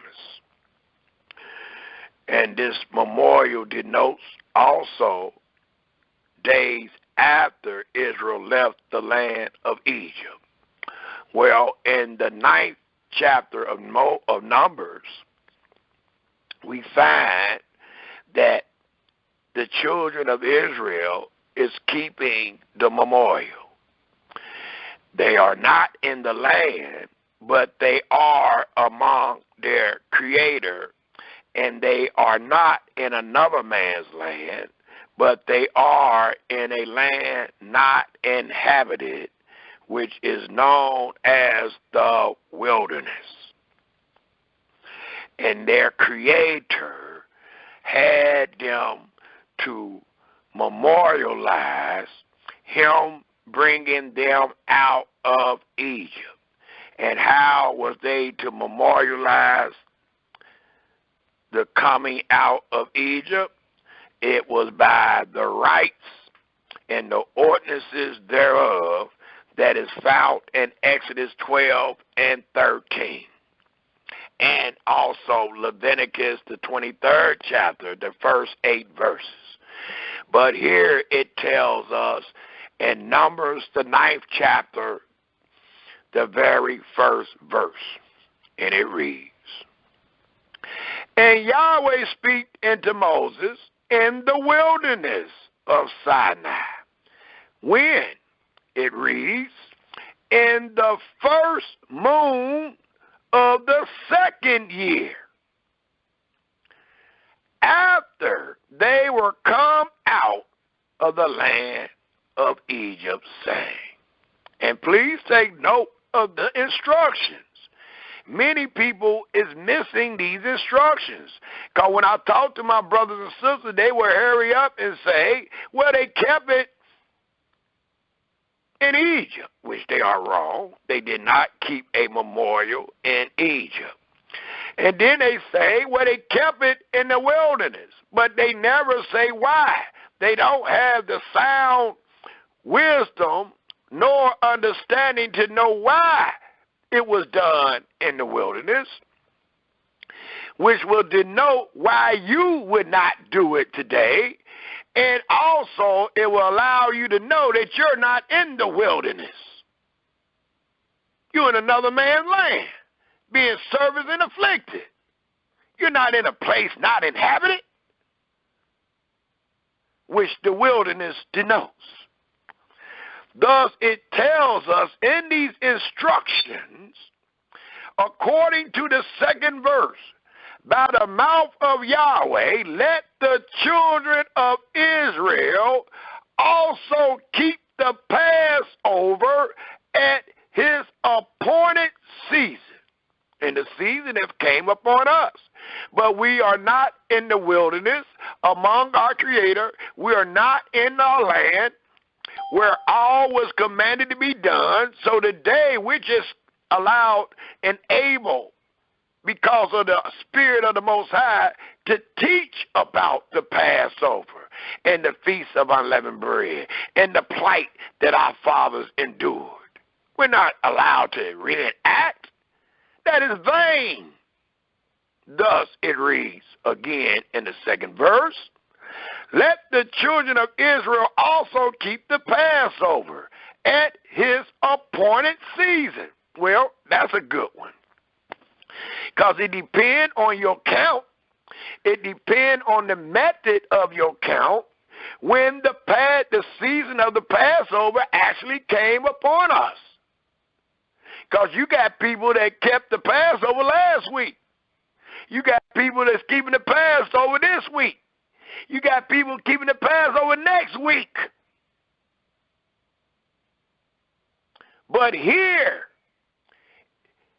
following and being in the path of our Creator under his instructions, it told us again in the second verse, let the children of Israel also keep the Passover at his appointed season. In the 14th day of this month at even, ye shall keep it in his appointed season. According to some, absolutely not. It reads, according to all the rites of it. The sprinkling of the blood, all that. According to all the rites of it, and according to all the ceremonies thereof. Do that mean you can keep the Passover and the Feast of Unleavened Bread without the Sabbath? Do that mean you can keep the Passover and the Feast of Unleavened Bread without the lamb? Do that mean that you can keep the Passover and the Feast of Unleavened Bread without a feast? No, it does not. It means according to all the rites of it, which denote the manner and the ordinances thereof, and according to all the ceremonies thereof shall ye keep it. And Moses spake unto the children of Israel that they should keep the Passover. And they kept the Passover on the 14th day of the first moon at evening in the wilderness of Sinai, according, Israel, to all that Yahweh commanded Moses. See the difference? Not so today, because you ain't under it. But it reads, so did the children of Israel. The 6th verse reads, and there were certain men who were defiled by the dead body of a man. And let's stop. And let's put focus on the word defiled. Ceremonially unclean. Well, today we are in the midst of defilement. Today we are born ceremonially unclean. But we keep it anyway. Yahweh said perpetual. Damn if we clean or not. He said perpetual. Well, let's read. For it tells us, Israel, and there were certain men who were defiled by the dead body of a man, which made them ceremonially unclean, that they could not keep the Passover on that day. And they came before Moses and before Aaron on that day. And that's what you're supposed to do. And if we were truly under the law today in our land, there would be a place in Jerusalem where we could go for this controversy, and we would know without a shadow of a doubt if we were doing right or wrong. Not so today, because you're not in your land nor under the covenant of the law. So let's read. It says, and those men said unto him, we are defiled by the dead body of a man. Wherefore are we kept back? Please take note. Why are we kept back? Is it because we unclean, that we may not offer? Please take note that the Passover, the Feast of Unleavened Bread, denotes an offering, a burnt offering. All of Yahweh's sacrifices and feasts requires a burnt offering. An offering made by fire. So the question is, they ask, wherefore are we kept back?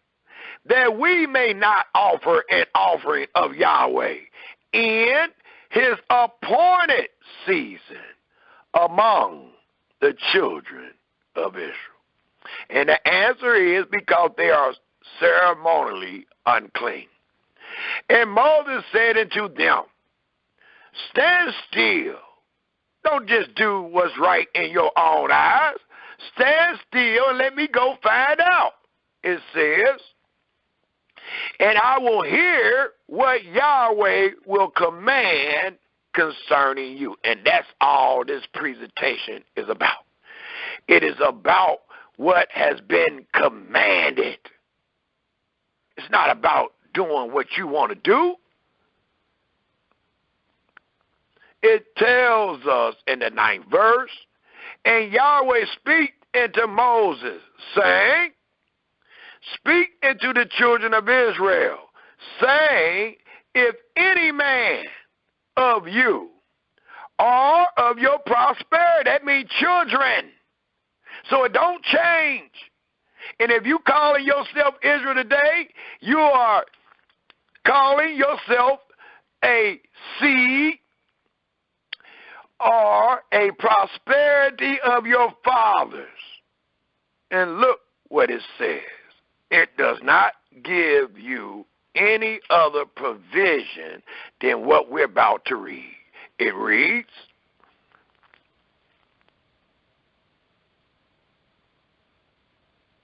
again in the 10th verse, it reads, speak unto the children of Israel, saying, if any man of you or of your prosperity shall be unclean by reason of a dead body. And look at another provision that he is given based on one being in a journey afar off. Yet he shall keep the Passover into Yahweh. Let's stop. Do it say yet? He shall keep the Passover wherever he at in the long journey? Do it say yet? He shall keep the Passover even though he is defiled? Absolutely not. But instead, for us that are seeking Yahweh and seeking to know his path and all that he has said and done, it reads in the 11th verse,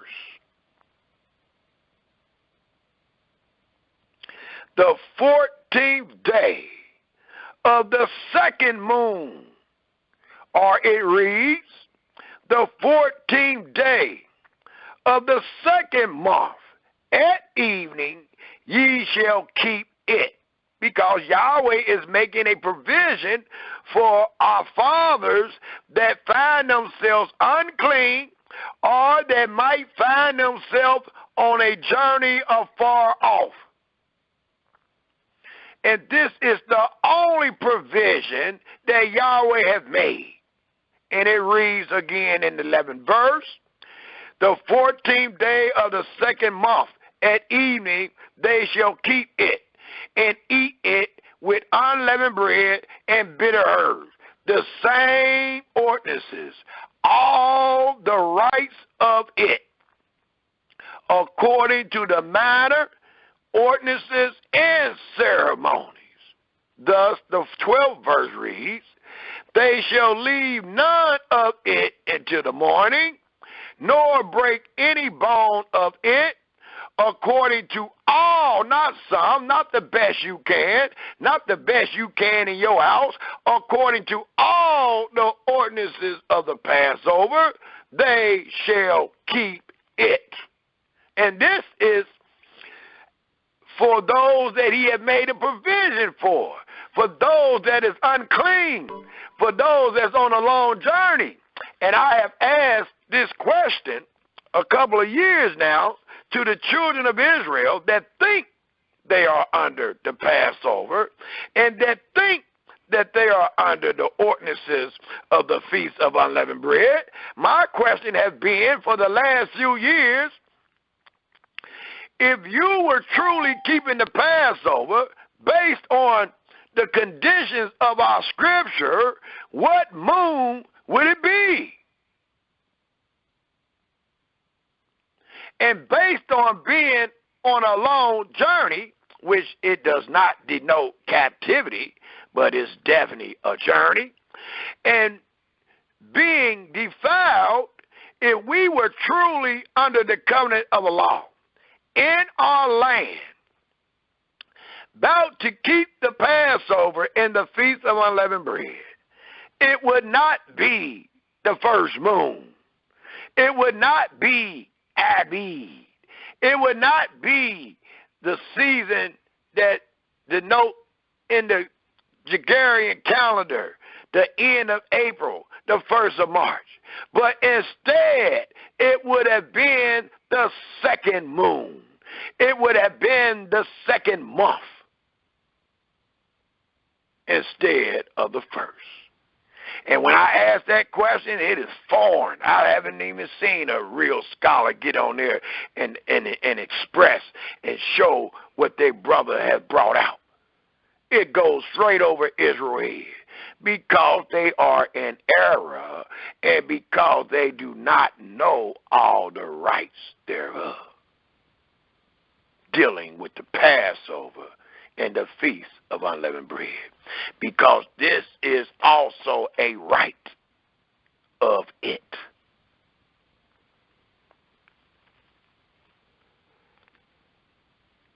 And to prove that point, the 13th verse reads, but the man that is clean and is not in a journey and forbears, refuse to keep the Passover, even that same soul shall be cut off from among his people, because he brought not, please take note why you are cut off, because you did not keep the rights of it.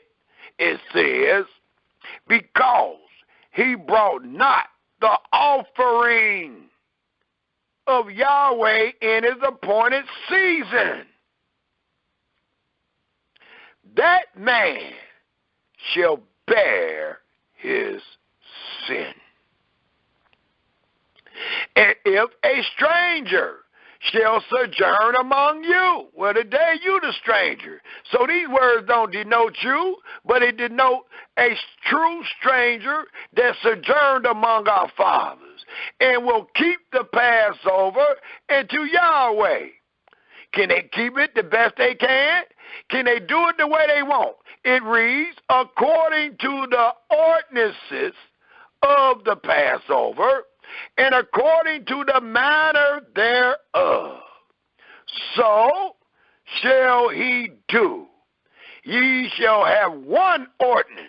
There's only one way to keep the Passover and the Feast of Unleavened Bread, just like it's only one place to keep the Passover and the Feast of Unleavened Bread. And that way and that place has nothing to do with America nor us being scattered abroad. For it reads in closing in the 14th verse again, if a stranger shall sojourn among you and will keep the Passover to Yahweh according to the ordinance of the Passover and according to the manner thereof, so shall he do. Ye shall have one ordinance, both for the stranger and for him that were born in the land of Israel. One ordinance, one way. And if there is a difference, if there's a change, if there's a provision given, Yahweh is the one that will give and make that provision. And you are to adhere to every word. Thus, let us turn our scriptures to show what happened days after the Passover and the Feast of Unleavened Bread. Let us turn our scriptures to 2 Chronicles, the 30th chapter. For this is truly a day after. Not only a day after, but years after. Not only years after, but years after, and the people find themselves exactly in the condition that we just read about in the book of Numbers. The only thing different is that they wasn't in the wilderness. They were in the land that they possessed. They were in all their dwellings. But they were in all their dwellings, and they were unclean. They were ceremonially defiled. So the provision is going to kick in as Yahweh commanded in Numbers 9, is going to be shown by way of testimony in 2 Chronicles, the 30th chapter, if we turn there real quick. And it tells us in this great testimony to give us light on this great law and feast days. It reads in 2 Chronicles, the 30th chapter. I will not read all of this chapter due to time restraint, and plus we have read it probably the last 2 weeks. I need to read it again because it is the great testimony to prove Yahweh mean what he say, and he say what he mean, and there is no exceptions. Thus it reads in the very first verse of the 2 Chronicles, the 30th chapter. And it reads, and King Hezekiah sent to all Israel and Yehudah, and wrote letters also to Ephraim and Manasseh. And please take note who these letters going to. And make note that it never went to another country. It never went to another people. All this information is about Israel, about their creator, and about that great land of promise. Thus it reads, to Ephraim and Manasseh, that they should come to the house of Yahweh at Jerusalem. To do what? To keep the Passover, and to Yahweh Elohim of Israel. Now, why do everybody have to come to Jerusalem if Israel is allowed and was commanded to keep the Passover and the Feast of Unleavened Bread wherever they are at?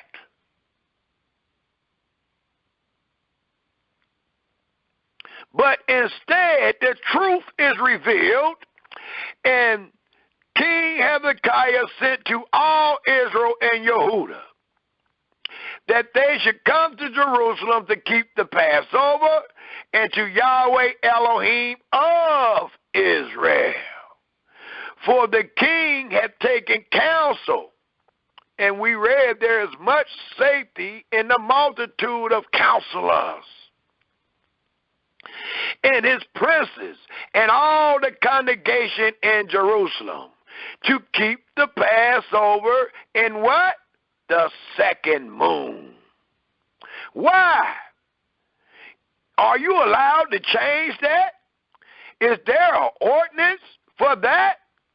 Have Yahweh made provision for one to keep the Passover on the second moon? Absolutely. We just read it in Numbers 9. Thus, it is being testified, according to this third verse, for they could not keep it at that time because the priests had not sanctified themselves significantly, neither had the people gathered themselves together to Jerusalem.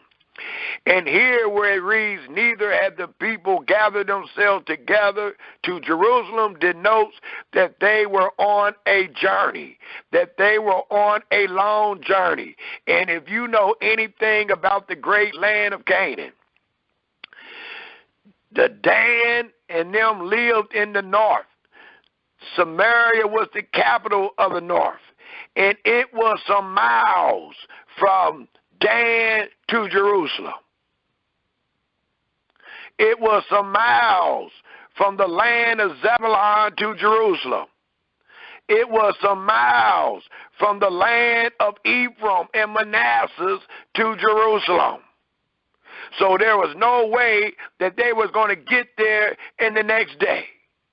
So as the provision allows, they set the Passover for the second month, allowing our fathers to make it to Jerusalem in time and allowing our priests and the other people to be sanctified significantly to keep the Passover and the Feast of Unleavened Bread in the place that Yahweh commanded, which was none other than Jerusalem. So they established,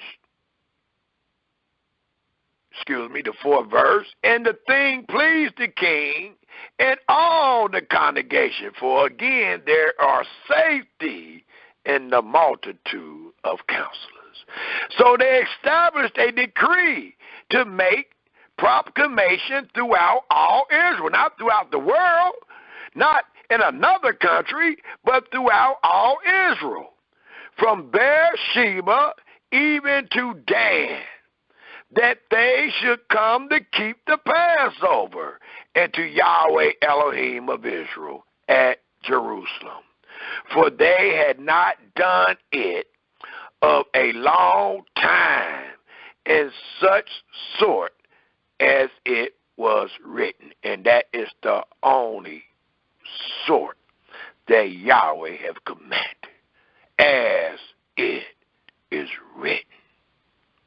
So the post went with the letters from the king and his princes throughout all Israel and Yehudah, and according to the commandment of the king, saying, ye children of Israel, turn again into Yahweh Elohim of Abraham, Isaac, and Israel, and he will return to the remnant of you that are escaped out of the hand of the king of Assyria.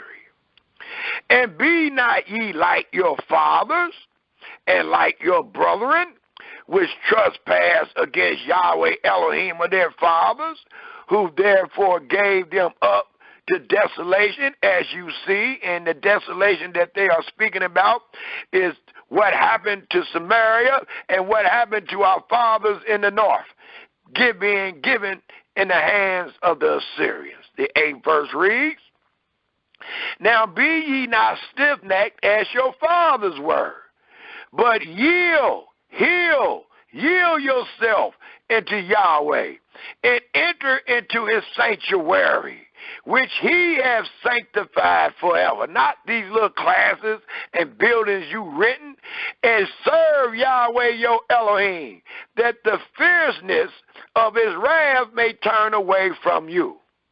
For if ye turn again into Yahweh, your brethren and your children shall find compassion before them that led them captive. The Almighty said they should find compassion. He never said they would keep the Passover. He never said they would keep any other ordinances of the Feast of Unleavened Bread. He never said they would be resting and keeping the Sabbath, but he did say that they will find compassion before them that led them captive, so that they shall come again into this land. And they did. For Yahweh your Elohim is gracious and merciful, and will not turn away his face from you, if ye return unto him. So the post passed from city to city, dealing with all of your dwellings, through the country of Ephraim and Manasseh, even into Zebulun.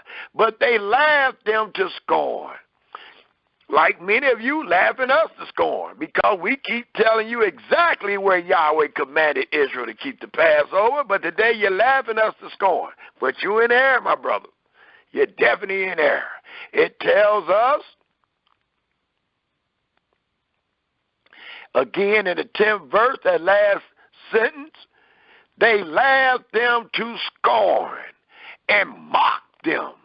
Nevertheless, devours of Asher and Manasseh and of Zebulun humbled. And that's what I pray today. After you hear this presentation, you humble yourself. Fear Yahweh and depart from evil, and never do such vain thing again by trying to reenact the holy in the land of defilement. Nevertheless, devours of Asher and Manasseh and of Zebulun humbled themselves and came to Jerusalem. Another way of saying that, they humbled themselves and followed the instructions. Also in Yehuda, the hand of Elohim was to give them one heart, to do the commandment of the king and of the prince by the word of Yahweh. Well, today we have several hearts. Today, many of you have allowed your heart to be deceitful above all things, and it has become desperately wicked.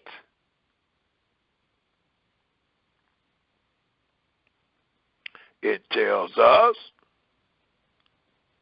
the 13th verse, and they're assembled at Jerusalem, not wherever you want, not wherever you think you at, but they're assembled at Jerusalem, much people to keep the Feast of Unleavened Bread. And it said much people, not all the people, so only much people kept that day at the place that it was commanded. And they're assembled at Jerusalem, much people, to keep the Feast of Unleavened Bread in the second moon, a very great congregation. And they arose and took away the altar that were in Jerusalem. All the altars for incense took their away and cast them into the brook Kidron, because they denoted defiling. In defilement, they killed the Passover on the 14th day of the second moon, and the priests and the Levites were ashamed and sanctified themselves and brought in the burnt offering into the house of Yahweh. And they stood in their place after the manner according to the law of Moses, the man of Elohim. The priests sprinkled the blood which they received of the hand of the Levites. For there were many in the congregation that were not sanctified. Therefore the Levites had the charge of the killing of the Passover for everyone that was not clean, to sanctify them into Yahweh. So here is a great testimony to give you light on the matter of the days after the Passover and the Feast of Unleavened Bread, dealing with our fathers, the children of Israel. It also tells us, if we turn our scriptures to the book of Leviticus, the 23rd chapter, the book of Leviticus, the 23rd chapter, allowing us to know and understand what was told our fathers under the covenant of the law while they found themselves in the wilderness, which denote a land not inhabited. And we find that Yahweh is the same. He changed not. Thus, no matter what book you go to in your holy scriptures, you will never find where Yahweh changed the law, nor the statutes, nor the judgments. Thus, it tells us in Leviticus, the 23rd chapter, the first 8 verses, and it reads, "And Yahweh spake unto Moses, saying, Speak unto the children of Israel, and say unto them concerning the feasts of Yahweh, which ye shall proclaim to be holy convocations. Even these are my feasts. 6 days shall work be done, but the 7th day is the Sabbath of rest. In holy convocation ye shall do no work therein. It is the Sabbath of Yahweh in all your dwellings. These are the feasts of Yahweh, even holy convocations." And where was these holy convocations being done? Where was these feasts commanded to be done? Once you understand that, you will also understand where all the Sabbaths were commanded to be done. Thus it reads, "In all your dwellings." The 4th verse, "These are the feasts of Yahweh, even holy convocations, which ye shall proclaim in their season. In the 14th day of the first moon, at even, is Yahweh's Passover. And on the 15th day of the same moon is the feast of unleavened bread. And to Yahweh 7 days ye must eat unleavened bread. And the first day ye shall have an holy convocation." You do not have that. You have never had that. "Ye shall do no servile work therein." But, dealing with the Passover and the Feast of Unleavened Bread, it reads, "But ye shall offer an offering made by fire unto Yahweh 7 days. And the 7th day is an holy convocation. Ye shall not do no servile work therein." You have never had an holy convocation in America, nor being scattered abroad. Nor have you offered an offering made by fire, not just 1 day, 7 days.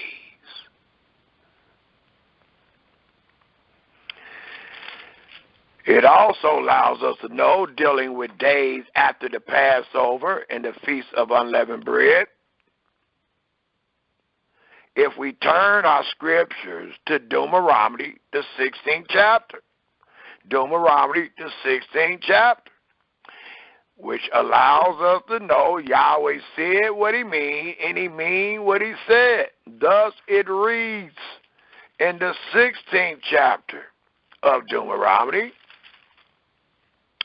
and I'll just read the first 8 verses here, and then I'd like to read a couple verses, or should I have said, then I would like to read the 18th, the 17th, the 16th, and the 17th verse. First, we're going to read the first 8 verses, and then we'll down to the 16th verse. It reads in Deuteronomy, the 16th chapter, the very first verse.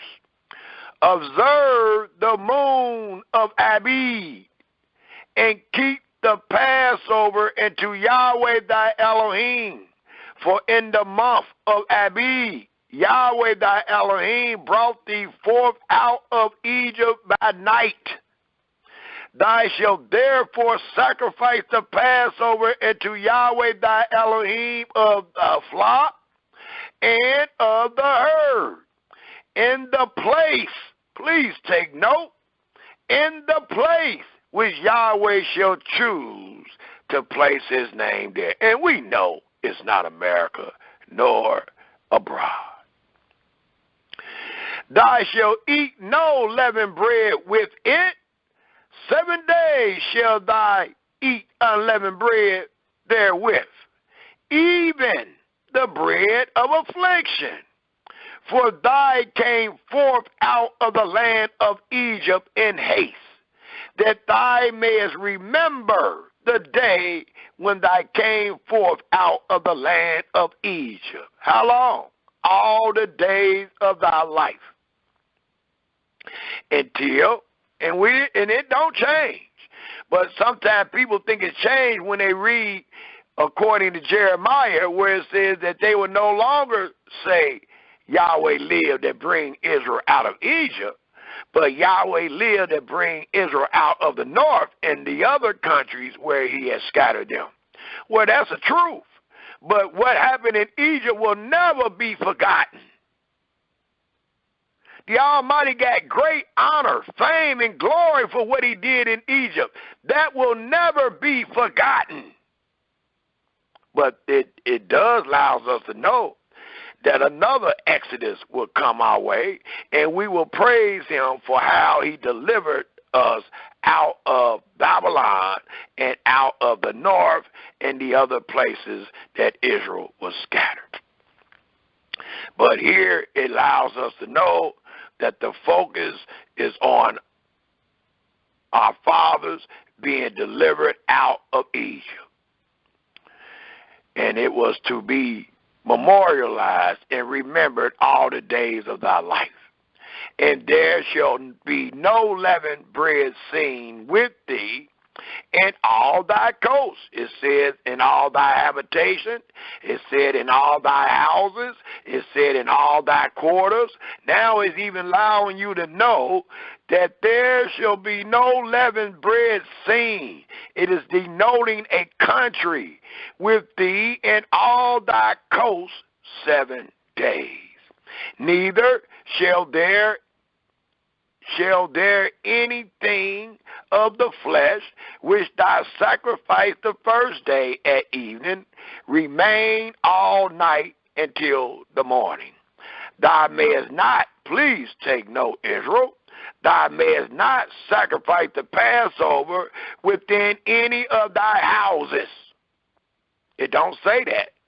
I'm saying that because you saying that you are doing it in your house. Well, here it corrects you by saying thou mayest not sacrifice the Passover within any of thy gates that led to your houses, which Yahweh thy Elohim give thee. And please, if we were not to do it at any one of our gates that Yahweh have given us except the gate that he placed his name, then how in the heck you going to be in another man's land doing it wherever you at? That ain't even your gate. But it reads, for those that truly trying to learn, but at the place which Yahweh thy Elohim shall choose to place his name in, there, hard-head Israel, thou shalt sacrifice the Passover at even, at the going down of the sun, at the season that thou camest forth out of Egypt. And thou shalt roast and eat it in the place which Yahweh thy Elohim shall choose, and thou shalt turn in the morning and go into thy tents. 6 days thou shalt eat unleavened bread, and on the 7th day shall be a solemn assembly. You have never had one in America, nor where you have been scattered, to Yahweh, thy Elohim.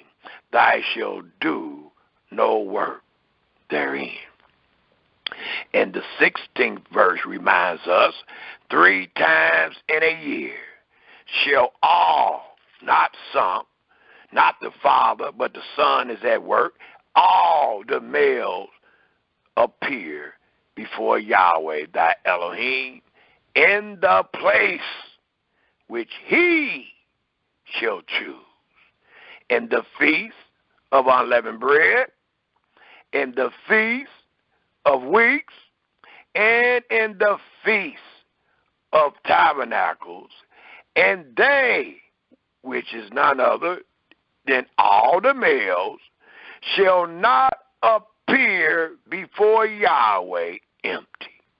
The 17th verse reads, every man shall give as he is able, and look what he given, according to the blessing, not according to how much you made on your job, not according to the little raise you might have gave because the company celebrate Easter, but it says according to the blessing of Yahweh thy Elohim, which he hath given thee. And your blessings, if you knew it or not, only came by way of the land of promise. If you don't believe that, all you have to do is read Deuteronomy, the 28th chapter, the first 14 verses.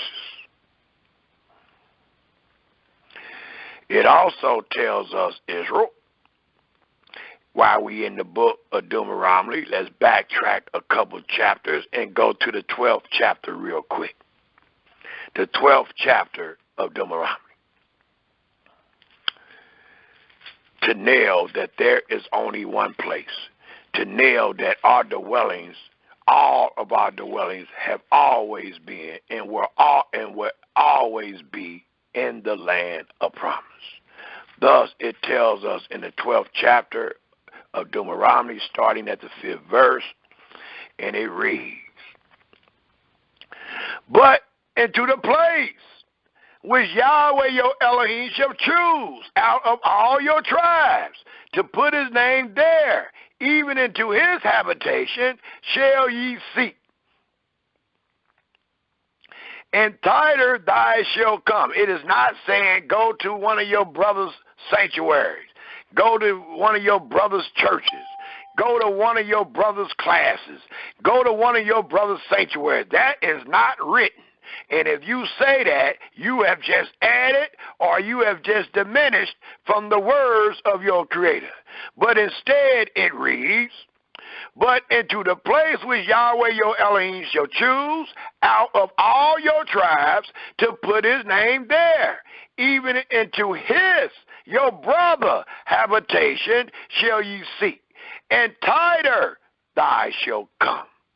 And tighter ye shall bring your burnt offerings, and your sacrifices, and your tithes, and the heave offering of your hand, and your vows, and your free will offerings, and the firstlings of your herds and of your flock.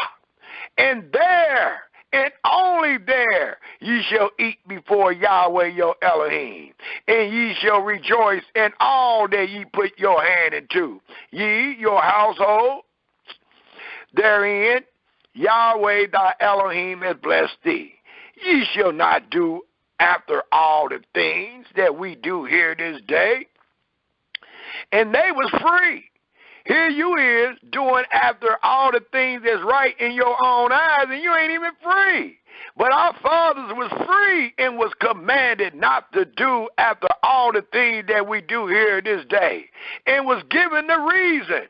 After it says, every man whatsoever is right in his own eyes. What is the reason for that, Yahweh? The 9th verse reveals, for ye are not as yet come to the rest. The Almighty said, I don't want you to keep my service until I brought you into the rest. The rest denotes peace. The rest denotes that your armies are safe.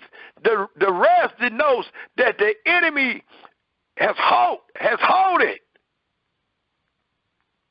When the Almighty set up the temple in the days of Solomon, Solomon did those things in the day of rest. His name represents peace.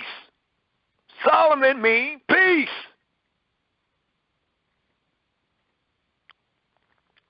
It tells us, Israel, again in the 10th verse,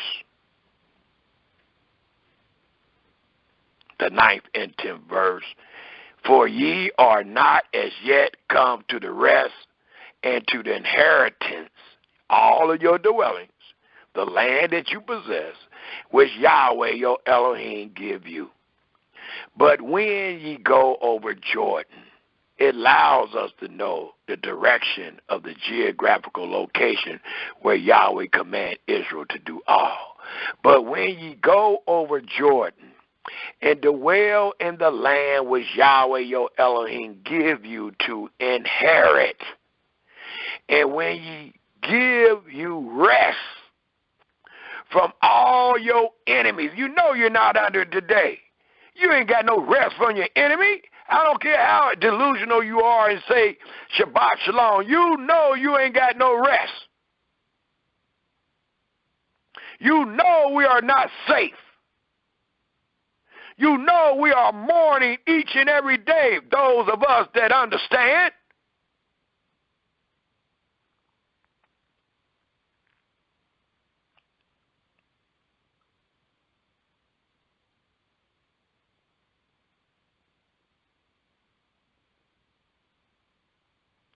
Again, Israel, the 11th and 12th verse reads, then there shall be a place which Yahweh your Elohim should choose to cause his name to dwell there. Tighter shall ye bring all, not some, not the best you can, that I command you, your burnt offerings and your sacrifices, your tithe and the heave offering of your hand, and all your choice vows, which ye vow unto Yahweh. You can't even make a vow outside the land, because you got to pay the vow. And guess where you got to go to pay the vow, Israel? To Jerusalem. It tells us in the 12th verse, and ye shall rejoice before Yahweh your Elohim, ye and your son. This is supposed to be rejoiceful. The memorials we kept, the feasts we kept was joyful. Not so today. And ye shall rejoice before Yahweh your Elohim, ye and your sons, and your daughters, and your manservant, and your maidservant, and the Levite that is within your gates.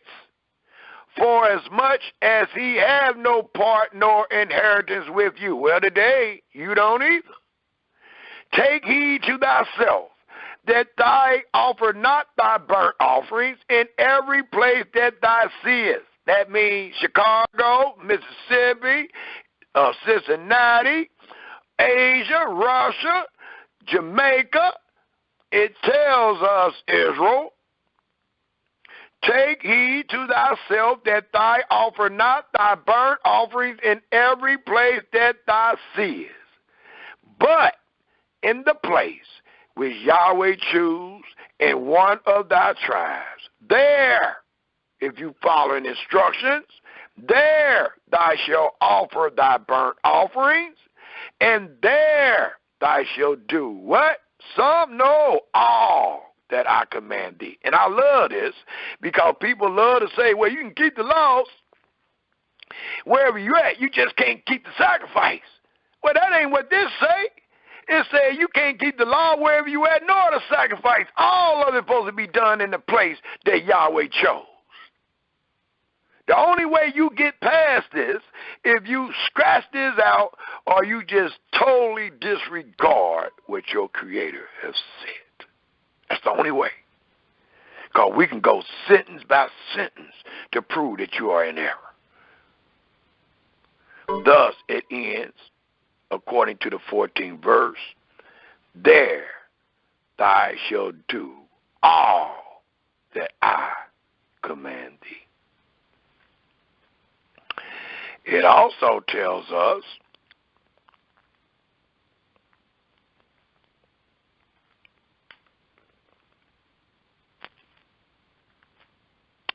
if we take a look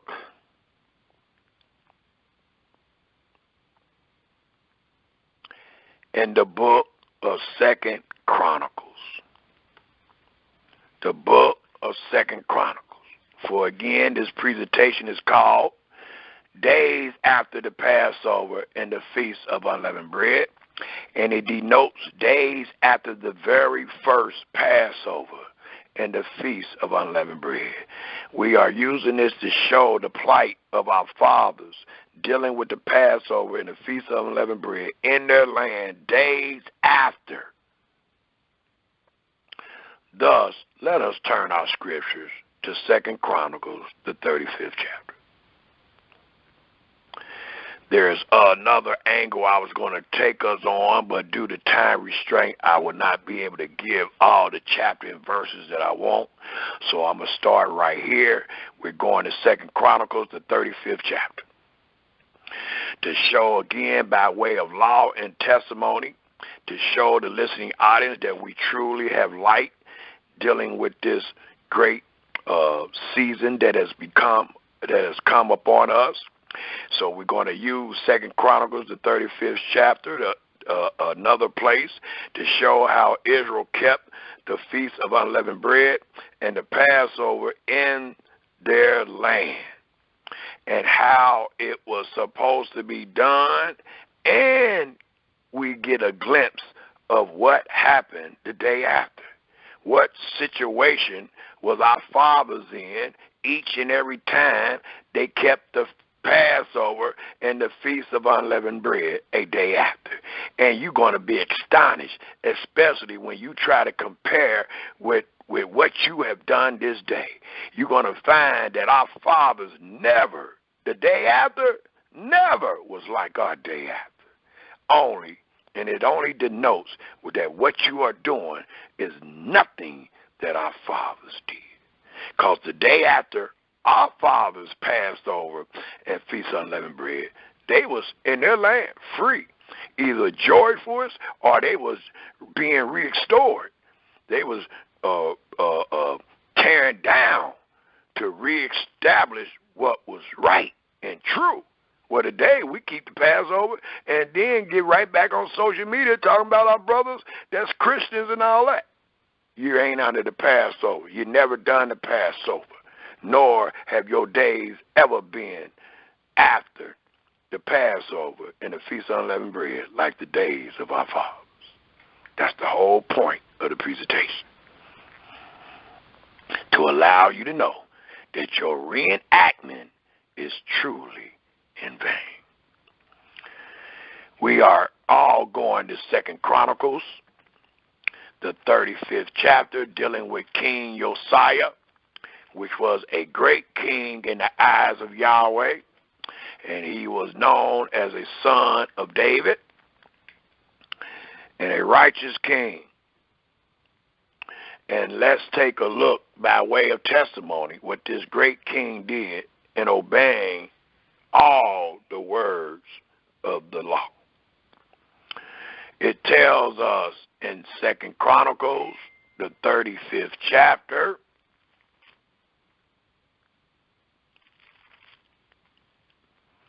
and it reads in the very first verse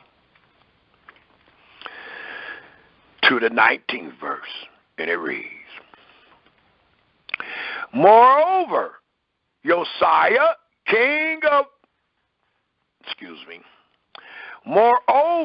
Josiah kept a Passover unto Yahweh in Jerusalem. And they killed, and note where he kept it, at the place that Yahweh commanded. And they killed the Passover on the 14th day of the first moon, according to the ordinance and rites thereof, And he set the priests in their charge and encouraged them to the service of the house of Yahweh, and said unto the Levites that taught all Israel, which were holy unto Yahweh, put the holy ark in the house which Solomon, the son of David, king of Israel, did build. It shall not be a burden upon your shoulders. Serve now Yahweh your Elohim and his people Israel, and prepare yourself by the houses of your fathers after your courses, according to the writing of David, king of Israel, and according to the writing of Solomon his son. And stand in the holy place according to the division of the families of the fathers of your brethren, the people, and after the division of the families of the Levites. So kill the Passover, and sanctify yourselves, and prepare your brethren, that they may do according to the word of Yahweh by the hand of Moses. And that's all we are protesting this day. And Joshua gave, or Josiah should I have said, gave to the people of the flock lambs and kids, all for the Passover offering, for all that were present. Please take note who always kept the Passover. Only those that was present in the land that was named to keep the Passover, which was none other than Jerusalem. Thus it read, for all that were present, to number of 30,000 and 3,000 bullocks. These were of the king's substance, and his princes gave willingly into the people. To the priests, they didn't have to go to Kroger's. They didn't have to go to the white man and buy a defiled animal. It was given from the head man, because we run this country, and all the laws that was commanded was supposed to be done in this country, and us being the kings, we made sure these laws was executed, especially the great men that knew the judgment of Elohim. So it tells us in the 8th verse, and his princes gave willingly, and to the people, to the priests, to the Levite, Hilkiah, Zechariah, Yadiel, rulers of the house of Elohim, gave unto the priests for the Passover offerings 2,600 small cattle and 3,300 oxen. Conaniah also, and Shemaiah, and Nathaniel, his brethren, and Hasbaniah, and Yael, and Josabet, chief of the Levites, gave into the Levites for Passover offerings 5,000 small cattle and 500 oxen. So the service was prepared, and the priests stood in their place, and the Levites in their course, according to the king's commandment. And they killed the Passover, and the priests sprinkled the blood from their hand, and the Levites flayed them, and they removed the burnt offering, that they might give according to the division of the families of the people, to offer unto Yahweh, as it is written in the book of Moses, and so did they with the oxen. And that is the only way you can do it. And they roast the Passover with fire, according to the ordinance. But the holy thing, but the other holy thing, saw they in the pots, and they allowed to do that. But the Passover was not allowed, the lamb or the offering of the Passover was not allowed to be boiled. It had to be roasted. And we read that they roasted. But the other holy thing, they boiled. It said they in pots and in cauldrons and in pans, and divided them speedily among all the people. And afterward they made ready for themselves and for the priests, because the priests, the sons of Aaron, was bruised in offerings of burnt offerings and the fat until night, meaning they was unclean. Therefore the Levite prepared for themselves, and for the priests, the sons of Aaron. And the singers, the sons of Asaph, were in their place according to the commandment of David and Asaph, the psalmist, and Heman, and Yedidiah, or Yethurim, the king, seer, and the porters waited at every gate.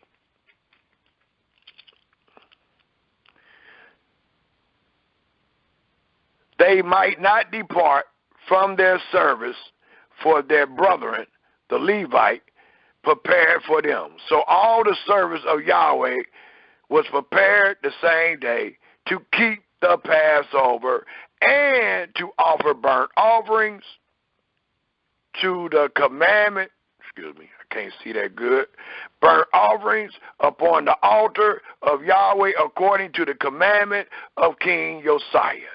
And the children of Israel that were present, please take note who actually keeps the Passover and the Feast of Unleavened Bread.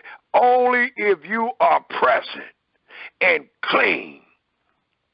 Thus, it reads again in the 17th verse, and the children of Israel that were present kept the Passover at the time and the Feast of Unleavened Bread 7 days. And there was no Passover, please take note, like to that kept in Israel from the days of Samuel the prophet. Neither did all the kings of Israel keep such a Passover as Josiah kept. And the priests and the Levites and all Yehudah and Israel that were present, and the inhabitants of Jerusalem in the 18th year of the reign of Josiah was this Passover kept. Testimony of how the Passover was to be kept only in the land that we possess, in the city that Yahweh chose. Anything else is vanity. It also tells us Israel that Israel messed up. If we read going according to chronological events, if we read the next event is found in the 36th chapter. In the 36th chapter of 2nd Chronicles, and I'll just read 2 verses to allow us to know after the Passover of Josiah, and shortly after, the children of Israel forsook their Elohim, and they did that which was not right in the eyes of Yahweh. So Yahweh's anger rose upon them and sent them to Babylon. Well, after Israel came out of Babylon, we find another testimony of the Passover and the Feast of Unleavened Bread being done only in the place that Yahweh has chosen. Thus, let us take a quick look at the 36th chapter of 2nd Chronicles. I would love to read the 20th and the 21st verse of 2nd Chronicles, the 36th chapter, and it reads, in the 20th verse, and them that had escaped from the sword carried he away to Babylon, where they were servants to him and his sons, until the reign of the kingdom of Persia. And it allows us to know that our fathers were sent into Babylon, according to the 21st verse, to fulfill the word of Yahweh by the mouth of Jeremiah, until the land had enjoyed her Sabbaths. For as long as she lie desolate, she kept Sabbath, to fulfill 70 years, which denote how long Israel would be punished in Babylon. Well, if we turn our scriptures to the book of Ezra, the 6th chapter, it allows us to know According to the chain of events, it allows us to know that our fathers did the time for the crime, and the Almighty brought them out of what is known as the second Exodus. They didn't come out like the first Exodus. The first Exodus, they came out in haste, which denoted the Feast of Unleavened Bread. But in the second Exodus, as it reads in Jeremiah, the 16th chapter, also in the 23rd chapter, that the children of Israel will come out of the north, which denoted this great second Exodus. They did not come out in haste. But we know that they came out according to the word of Yahweh. Thus, it tells us in Ezra, the 6th chapter, starting at the 13th verse. And it testifies to us all, according to the 6th chapter, starting at the 13th verse, and it reads, Then Tatna, governor on this side the river, Shethar-bani, and their companies, according to that which Darius the king has sent, so they did speedily. And the elders of the Hebrews built, and they prospered through the prophesying of Haggai. Look at the prophets that's among them. The prophesying of Haggai, the prophet, and Zechariah, the son of Adu, and they built and finished it according to the commandment of the Elohim of Israel, and according to the commandment of Cyrus and Darius and Artaxerxes, king of Persia. And this house was finished on the 3rd day of the month Adar, which was in the 6th year of the reign of Darius the king. The 16th verse reads, in Ezra, the 6th chapter, and the children of Israel, the priests, the Levites, and the rest of the children of the captivity kept the dedication of this house of Elohim with joy. And please read this with understanding, because many of the old heads did not know this. They was teaching us to keep the Feast of Unleavened Bread and things like that based on not understanding this.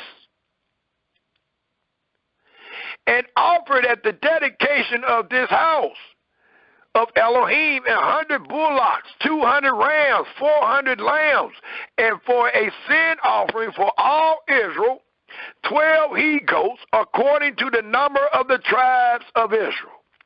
And they set the priests in their divisions, and the Levites in their courses, for the service of Elohim, which is, again, Israel, at Jerusalem, as it is written in the book of Moses. And the children of the captivity kept the Passover upon the 14th day of the first moon, for the priests and the Levites were purified together. All of them were pure, and killed the Passover for all the children of the captivity, and for all their brethren, the priests, and for themselves. And the children of Israel, which were come again out of captivity, and all such as had separated, you got to be away from these heathens to keep something holy, and has separated themselves, and to them from the filthiness of the heathen of the land, to seek Yahweh Elohim of Israel did eat. Only those that separated themselves, only those that was clean, and only those that were in the land, and kept the Feast of Unleavened Bread 7 days with joy, for Yahweh had made them joyful. and turned the heart of the king of Assyria into them, to strengthen their hands in the work of the house of Elohim, the Elohim of Israel. So again, throughout Israel's plight, you find they never kept a Passover, the Feast of Unleavened Bread, nor the Sabbath in another man's land. But we have law and we have testimony proven without a shadow of a doubt that they only kept these great feasts and all the ordinances thereof in the land, in the place that Yahweh placed his name. And that is the last Passover shown in the Promised Land. Then it tells us that Israel was defiled again, which brings us to where we find ourselves today. It tells us, if we turn to Malachi, the first chapter, that Israel became defiled again. And I'm using this to show that Israel became defiled again. Israel going to wind up getting kicked out again. But this time, we got Johnny-come-latelys teaching that we don't have to go back to keep the Passover. We don't have to go back to keep the Feast of Unleavened Bread. We don't have to be clean. We don't have to do this, that, and another to do what Yahweh has said. And that is a lie. That is error. That is our brothers and sisters erring with the words of certainty or the words of truth. They have truly erred. Thus, let us go to the book of Malachi. And based on your holy scriptures, the book of Malachi is the last book of our scriptures being chronologically ordered, or being in a chronological order, dealing with the days after the Passover and the Feast of Unleavened Bread. We've seen what happened. We've seen that our fathers kept it with joy. We've seen that the new temple was built. Now we are seeing that our fathers were defiled again. They defiled Yahweh and his land again. We're going to find out what happened, and then it's going to land us right to this day. And it's going to allow us to know there's nowhere in the world we under the Sabbath, we under the covenant of the law, nor any of the feast days of our Creator until we are saved out of this Exodus, or until another Exodus come our way, which will not be the second Exodus, but the third. Let us all take a look in the book of Malachi, the first chapter. I would love to read the 6th to the 14th verse real quick, and it reads, allowing us to know that even after that great Passover and Feast of Unleavened Bread, even after we came back and built the temple, the children of Israel forsook Yahweh again. Thus it reads in the 6th verse of the first chapter of the book of Malachi, a son honors his father, and a servant his master. If then I be a father, where is my honor?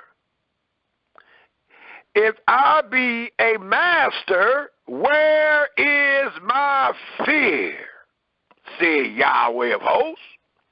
And to you, O priests, that despise my name, and ye say, wherein have we despised thy name?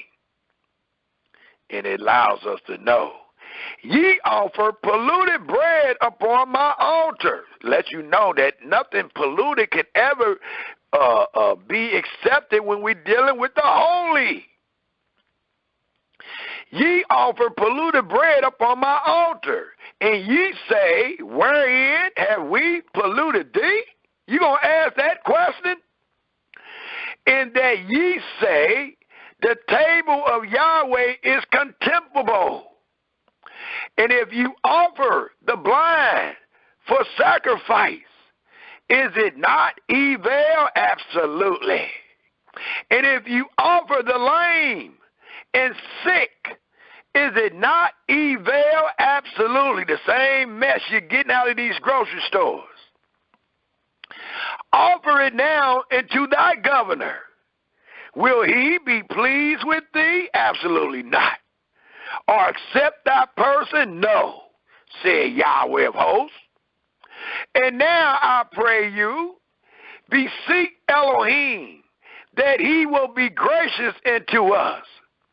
This have been by your means. Will he regard your person? Absolutely not, said Yahweh of hosts. Who is there even among you that would shut the door for naught? Not too many of you. Neither do ye kindle fire on my altar for naught. I have no pleasure in you, said Yahweh of hosts. Neither will I accept any offering at your hand. Well, that's a good clue, because the Passover requires an offering. And if the Almighty is not accepting it at our Father's hand, then how are you going to accept it at his seed hand that's in worse condition? It tells us in 11th verse, for from the rising of the sun, even to the going down of the same, my name shall be great among the Gentiles. And in every place incense shall be offered unto my name, and a pure offering, for my name shall be great among the heathen, said Yahweh of hosts.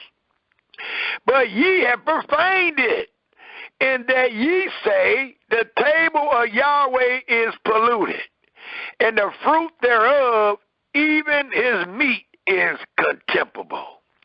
Ye say also, behold, what a weariness is it, and ye have snuffed at it, said Yahweh of hosts, and ye have brought that which was torn, and the lame, and the sick, thus ye brought an offering.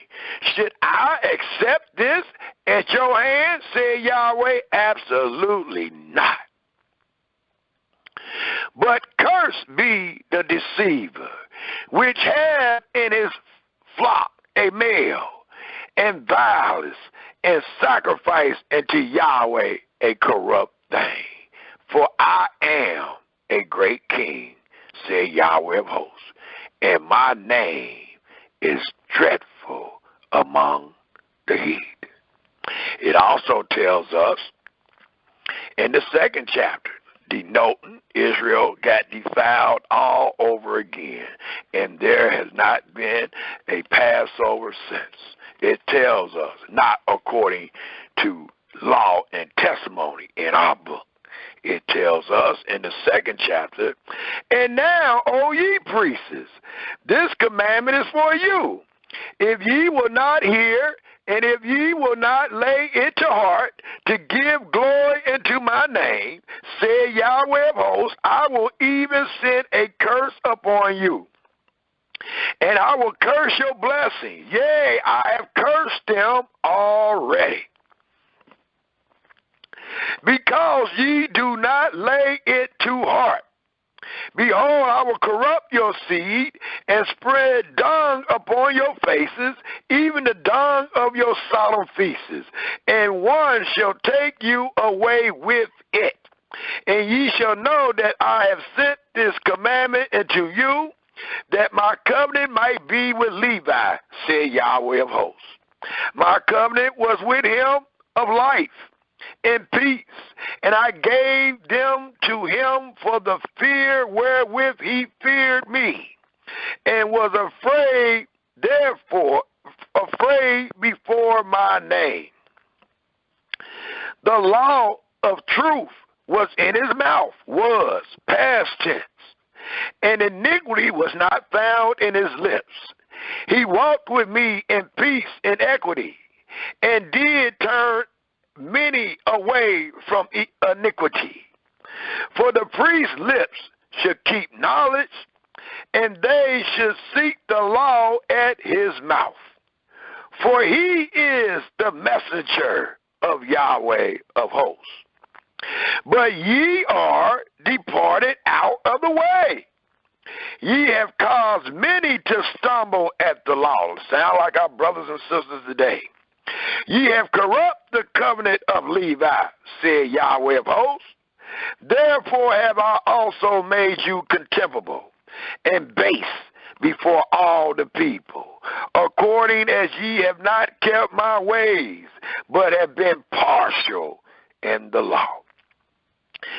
Have we not all one Father? Absolutely. And therefore we only have one instruction. It says, have not one Elohim created us? Absolutely. Why do we deal treacherously, everyone against his brother, by profaning the covenant of our fathers? Yehuda have dealt treacherously, and an abomination is committed in Israel and in Jerusalem.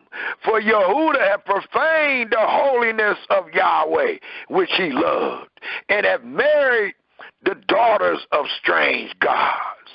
Yahweh will cut off the man that does this. And that's a shame, because you got people talking about they keeping the laws and they keeping the Passovers, and they Marays and Kohens, and guess what color their wife is? They're a foreigner. But it tells us, according to the 12th verse, Yahweh will cut off the man that does this, the master and the scholar, out of the tabernacle of Jacob, and him that offer an offering unto Yahweh of hosts. And this have ye done again, covering the altar of Yahweh with tears, with weeping, and with crying out, insomuch that he regard not the offering anymore. You done did it so much he knows it's done in vain. You're not sincere. He regards not the offering anymore, nor receive it with goodwill at your hand. Yet ye say, wherefore? The answer is, because Yahweh hath been witness between thee and the wife of thy youth, against whom thou hast dealt treacherously. Yet is she thy companion? She's supposed to be, and the wife of thy covenant. And did not he make one? Yet had he the residue of the Spirit? And the question is asked, and wherefore one? Why one? Why did Yahweh really want you to have one wife? It reads, that he might seek an Elohimly seed. Therefore take heed to your spirit, and let none deal treacherously against the wife of his youth. For Yahweh, the Elohim of Israel, said, he hate putting away. For one covers violence with his garment, the violence with his garment, said Yahweh of hosts. Therefore take heed to your spirit, that ye deal not treacherously. And it also tells us, if we take a look at the 3rd chapter, the 3rd chapter, start reading from the 6th verse, and it reads, dealing with how Israel became defiled all over again after they came out of captivity, after they kept the great Passover and the Feast of Unleavened Bread, after they rebuilt the 2nd temple. Israel got defiled again,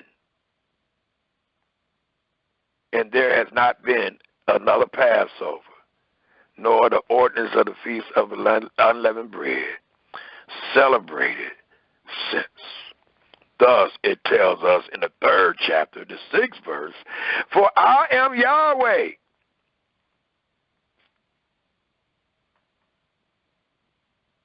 Well, let's start at the 4th verse. the 4th verse of the 3rd chapter. And it reads, then shall the offering of Yehuda and Jerusalem be pleasant unto Yahweh as in the days of old, see, and as in the former years. Because now it's polluted again. And I will come near to you to judgment, and I will be a swift witness against the sorcerers, and against the adulterers, and against the false swearers, and against those that oppress the hireling in his wages, the widow, and the fatherless, and that turn aside the stranger from his right, and fear not me, said Yahweh of hosts. For I am Yahweh, I change not. Therefore ye sons of Jacob are not consumed. Even from the day of your fathers, you are gone away from my ordinances, and have not kept them. Return unto me, and I will return unto you, said Yahweh of hosts. But ye say, wherein shall we return? Will a man rob Elohim? You have, yet ye have robbed me. But ye say, wherein have we robbed thee? In tithes and offerings. Ye are cursed with a curse, for ye have robbed me, even this whole nation.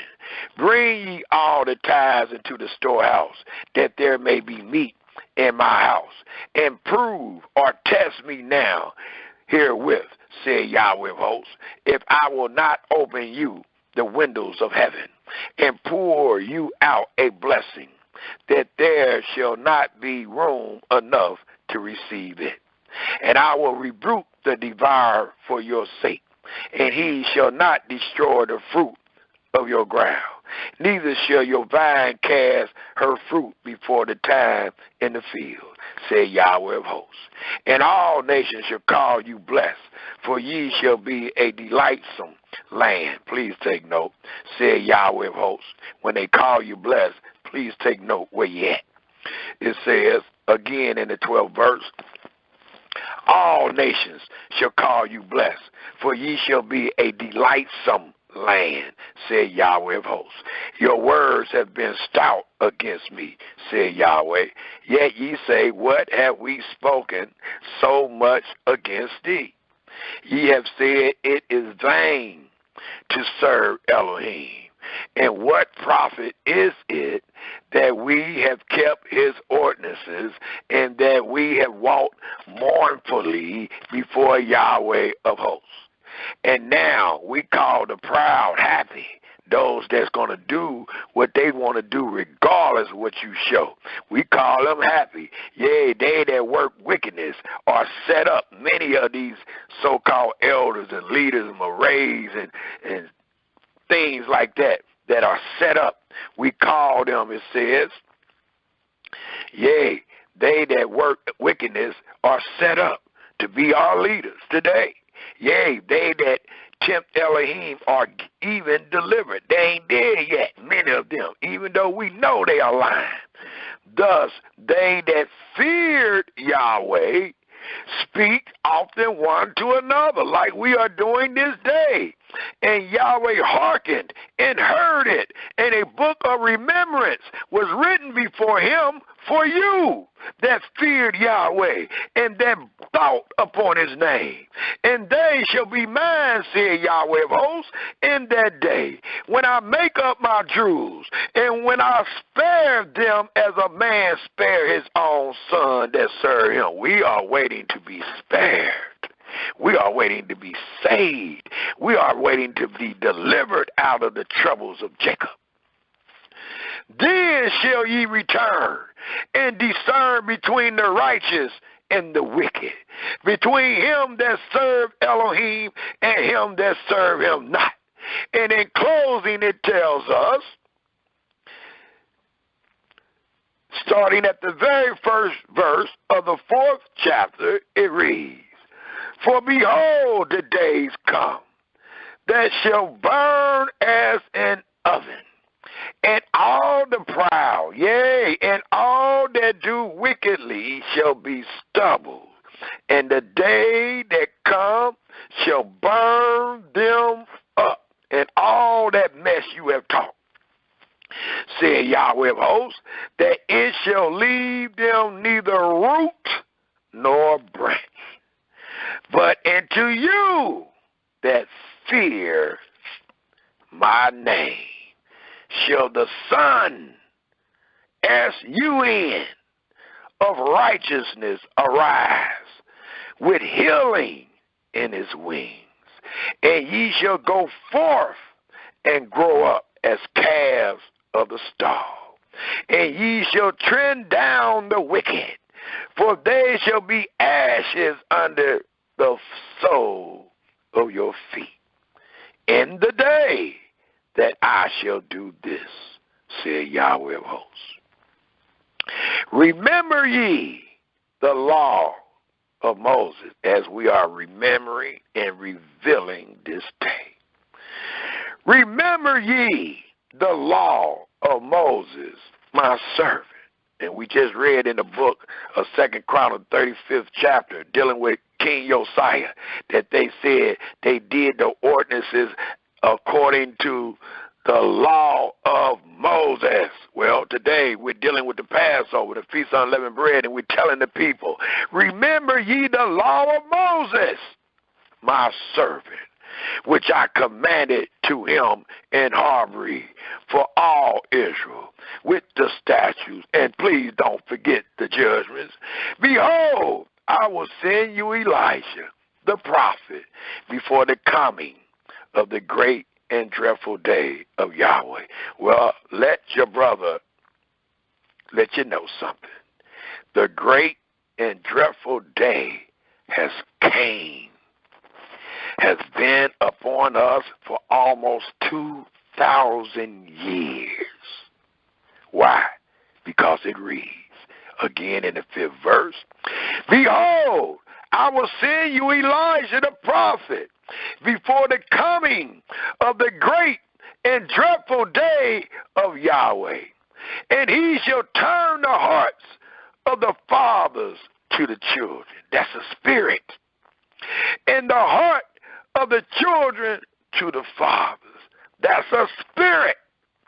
Least I come and smite the earth with a curse. Well, the Almighty brought that spirit. And the children of Israel, through the things we read and the things that is not written, did not accept that spirit. Thus, the heart of the fathers was not turned back to the children, nor the children's heart turned back to their fathers. Thus, as you see with your own eyes, the earth is smitten with a curse. Not just the land of Israel, but the earth. And to get verification of that, please write, I'm not going there, that will be the end of the presentation after I read this one more chapter and verse, but please write down Isaiah, the 24th chapter, the 6th verse, which will denote that the whole earth is smitten with a curse. Isaiah, the 24th chapter, the 6th verse. But I will like to end the presentation by going to Isaiah, and we're going to Isaiah 63 in closing. Isaiah 63 in closing. And it tells us in Isaiah 63,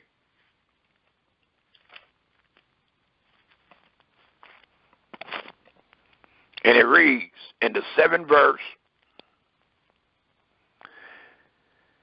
I will mention the loving kindness. We do a full circle to Yahweh's loving kindness. You want boss? You want to boss? You want to brag?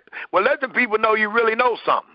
And the only thing that you can really let me know that you really know something is that you know it is Yahweh that exercise loving kindness, righteousness, and judgment in the earth. I mean, know it. I will mention the loving kindness of Yahweh and the praise of Yahweh according to all that Yahweh have bestowed upon us, and the great goodness toward the house of Israel, which he hath bestowed upon them according to his mercies and according to the multitude of his loving kindnesses. For he said, surely they are my people, children that will not lie, and we're not. So he was their Savior, the only Savior. In all their affliction, he was afflicted, and the angel of his presence saved them in his love, and in his pity he redeemed them, and he bare them and carried them all the days of old, by a cloudy pillar by day and a pillar of fire by night. But they rebelled and vexed his Holy Spirit. Therefore, he was turned to be their enemy, and he fought against them. Then he remembered the days of old, Moses and his people, saying, where is he that brought them up out of the sea with the shepherd of his flock? Where is he that put his Holy Spirit within him, that led them by the right hand of Moses with his glorious arm, dividing the waters before them, to make himself an everlasting name, that led them through the deep as an horse in the wilderness, that they should not stumble, as a beast go down into the valley. The Spirit of Yahweh caused him to rest. So did thou lead thy people to make thyself a glorious name. And we are waiting on Yahweh to make himself a glorious name again by delivering us out of Jacob's troubles. That will be the end of the presentation. And this presentation denoted the days after the Passover and the Feast of Unleavened Bread. And it allowed our brothers and sisters that heard the message to know that their reenactment is truly in vain. Today, together, Israel, let us fear Yahweh and depart from evil. That will be the end of the presentation. Hallelujah, hallelujah, hallelujah. Is there any comments or questions from the listening? Shalom, shalom, his brother Yamin from Cincinnati. Shalom. Beautiful presentation, thorough presentation. It was actually expounded on majority of the conversations I've been having this week, and it was beautiful how you went to 2 Chronicles 30 and explained that the Passover had to be kept in Jerusalem, and they hadn't sufficiently cleansed themselves to keep it the first month, so they had to keep it the second month. Not the fact that they were in captivity or anything like that. So that was a beautiful, beautiful presentation, brother, and we thank you again. Hallelujah. Hallelujah. Hallelujah.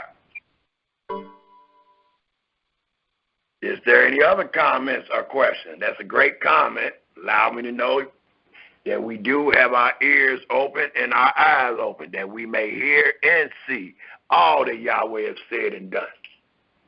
Is there any other comments or questions?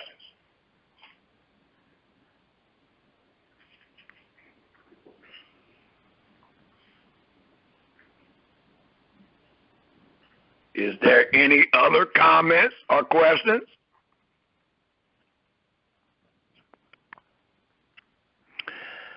I have a question for the listening audience. Are our days, since we've been in bondage, since we've been in these congregations and churches and synagogues and places like that, have our days been like our father days after the Passover and the Feast of Unleavened Bread? No. No, absolutely not. We are still in captivity.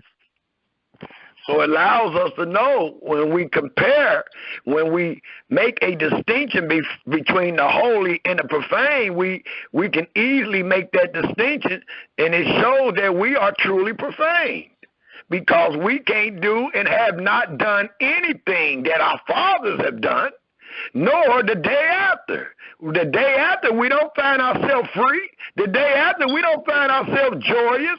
I could have kept reading in 2 Chronicles, the 30th chapter, with King Hezekiah, and showed that they were so joyous that they kept another 7 days.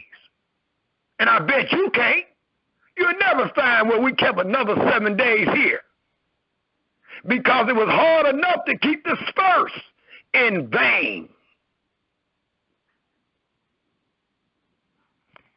Is there any comments or questions? I need to make sure y'all understand the ordinances of the Passover and the Feast of Unleavened Bread and the ordinances of the Sabbath, that none of them could ever be done in the land of your enemies. Hallelujah. And my wife just said, Sister Keturah just said that people are being dropped. It just dropped her also, and I don't know why it's just now dropping. Fortunately, it didn't drop me. I didn't get dropped none today. So fortunately, it kept me on. But as we are speaking, numbers are being dropped. And I'm sorry for that. But I just wanted everybody to know that, again, this presentation was set up to show and to make a distinction between the holy and the profane. And we did so by giving a presentation that was called The Days After the Passover and the Feast of Unleavened Bread, to show our brothers and sisters how all was supposed to be done, every right thereof, and how Yahweh accepted it when we did it as he commanded them. It was joyful every time, and they were always in the place that he placed his name. Never in another man's land. Never. Is there any comments or questions?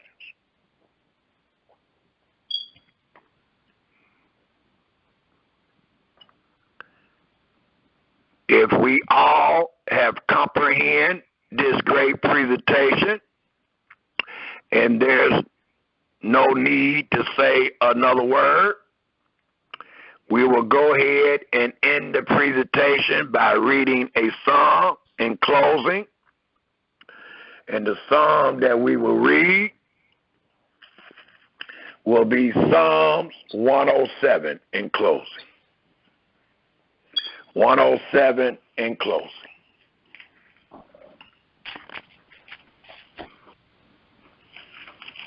If someone think of a question or a comment that they would love to make, you can just interrupt me in my psalm. I'll stop and listen and pick back up. But right now, we are ending the presentation by reading Psalms 107. No. Psalms 107, and it reads, for us all. Oh, give thanks, especially after receiving this great wisdom and understanding. Oh, give thanks unto Yahweh, for he alone is good. For his mercy endures forever. And that's what's going to save us. Let the redeemed of Yahweh say so, whom he hath redeemed from the hand of the enemy, and gathered them out of the lands from the east. And please take note, if he redeemed you from the hands of the enemies, and he gathered you out of the hands or the lands from the east and from the west and from the north and from the south, then that is a proof that your dwellings is not wherever you are at. They wandered in the wilderness in a solitary way. They found no city to dwell in. Hunger and thirst, their souls fainted in them. Then they cried unto Yahweh in their trouble, and he delivered them out of their distresses. And he led them forth by the right way, that they might go to a city of inhabitation. There's a right way to get there.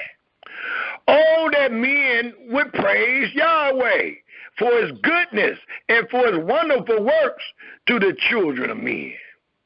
For he satisfied the longing soul and filled the hungry soul with goodness, such as sit in darkness and in the shadow of death, being bound in affliction and iron. Because they rebelled against the words of Elohim and contempt the counsel of the Most High. Therefore he brought down their heart with labor. They fell down, and there was none to help. Then they cried unto Yahweh in their trouble, and he saved them out of their distress. And people say, well, what can we do today? I tell you again and again, get on your knees and cry out. You ain't got to get together. You ain't got to be a 5,000 y'all at one place perpetrating a fraud. If you for real, this trial and tribulation is for real, you are crying already. Thus it reads, then they cried unto Yahweh in their trouble, and he saved them out of their distress. He brought them out of darkness. Well, until he bring us out, we are in darkness. It is called the shadow of death, and break their bands in a slender. Oh, that men would praise Yahweh for his goodness and for his wonderful works to the children of men. For he has broken the gates of brass, and cut the bars of iron and slender. Fools, because of their transgression and because of their iniquity, are afflicted. Their souls abhor all manner of meat.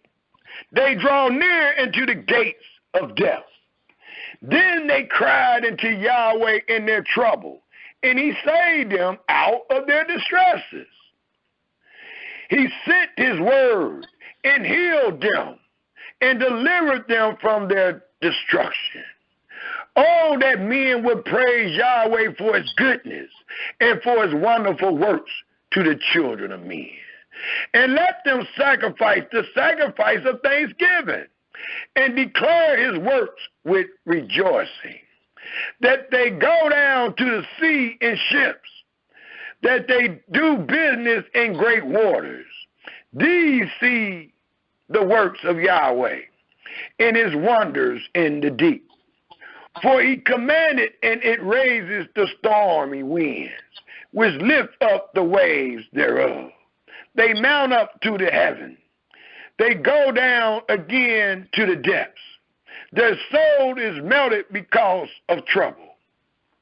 They reel to and fro and stagger like a drunken man, and are at their wits' end.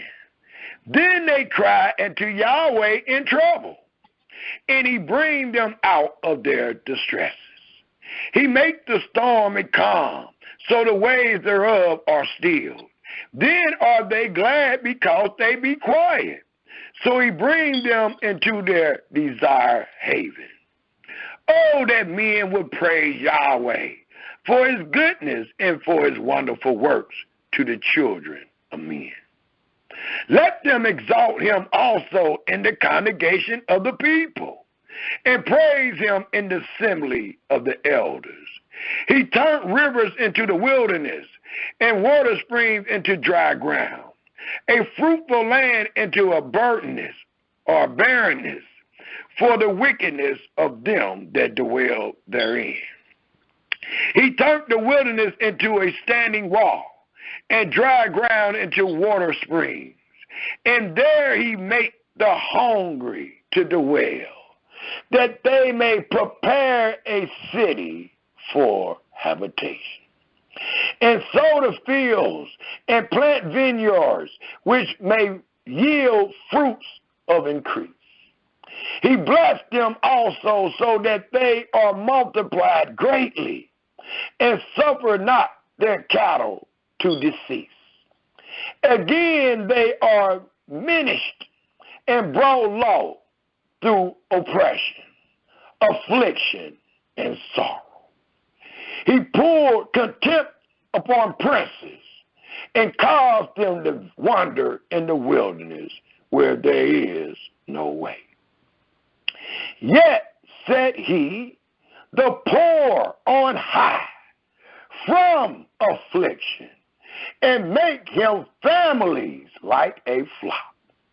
The righteous shall see it and rejoice, and all iniquity shall stop her mouth. Whoso is wise will observe these things. Even they shall understand what? The loving kindness of Yahweh. Hallelujah, hallelujah, hallelujah, hallelujah. And shalom, Israel. Shalom, family. Got a comment, God. Shalom, shalom. Hallelujah. Praise Yahweh. One of the brothers said he had a comment. Go ahead, bro. Okay, this is Brother Gershon. How you doing, family? And I'm just fine, my brother. All right. Beautiful, beautiful lesson. I wanted to say the comment is Jeremiah chapter 9. Yes, sir. And I'd just like to read it, if it's okay with you and everybody. Absolutely. Absolutely.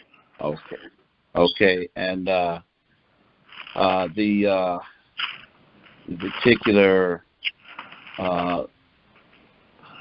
scripture or Bible I'm going to be reading out of is going to be, it says BBE.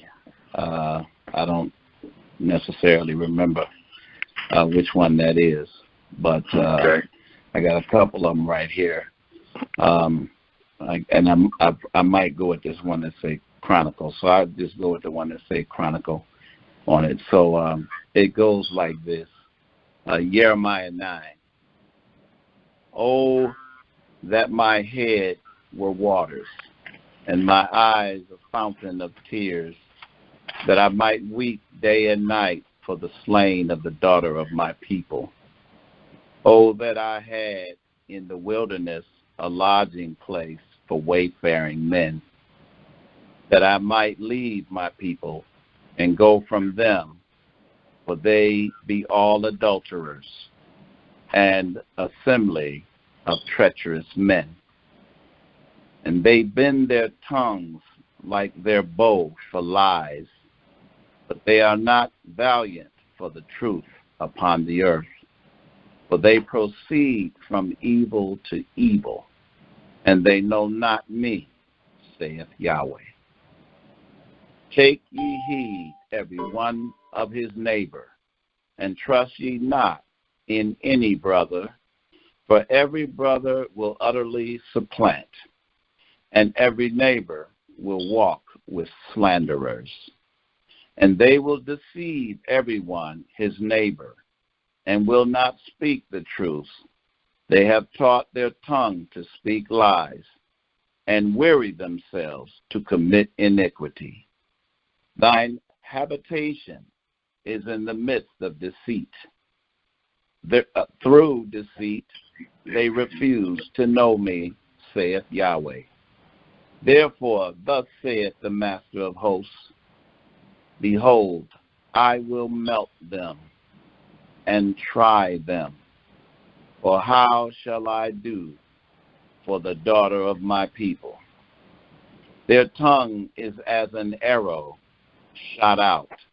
It speaks deceit. One speaketh peaceably to his neighbor with his mouth, but in heart he layeth his weight. Sure. Shall I not visit them for these things, saith the Master of hosts?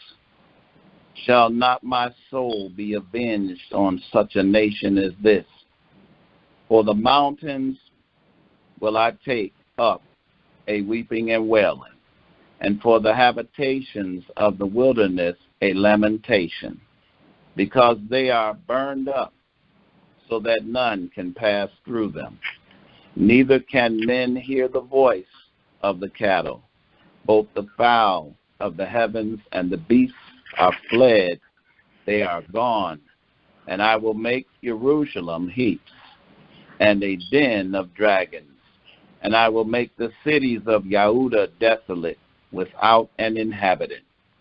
Who is the wise man that may understand this? Who is he to whom the mouth of Yahweh hath spoken, that he may declare it? For what the land perisheth, and is burned up like a wilderness, that none passes through. And the Master of hosts, Yahweh, saith, because they have forsaken my law, which I set before them, and have not obeyed my voice, neither walked therein, but have walked after the imagination of their own heart, and after Balaam or Lord, which their fathers taught them. Therefore, thus saith the Master of hosts, Yahweh, Elohim of Israel, behold, I will feed them, even this people, with wormwood, and give them water of gall to drink. I will scatter them also among the heathen, whom neither they nor their forefathers have known. And I will send a sword after them, till I have consumed them. Thus saith the Master of hosts, consider ye, and call for the mourning women, that they may come, and send for the wise women, that they may come. And let them make haste, and take up a wailing for us, that our eyes may run down with tears, and our eyelids gush out with waters. For a voice of wailing is heard out of Zion. How are we spoiled? We are greatly confounded, because we have forsaken the land, because our dwellings have cast us out. Yet hear the word of Yahweh, O ye women, and let your ear receive the word of his mouth, and teach your daughters wailing, and every one her neighbor lamentation. For death is come up into our windows, and is entered into our palaces, to cut off the children from without, and the young men from the streets. Speak thus, saith the Master of hosts, Yahweh, even the carcasses of men shall fall as dung upon the open field, and as the handful after the harvestman, and none shall gather them. Thus saith the Master of hosts, let not the wise man glory in his wisdom, neither let the mighty man glory in his might.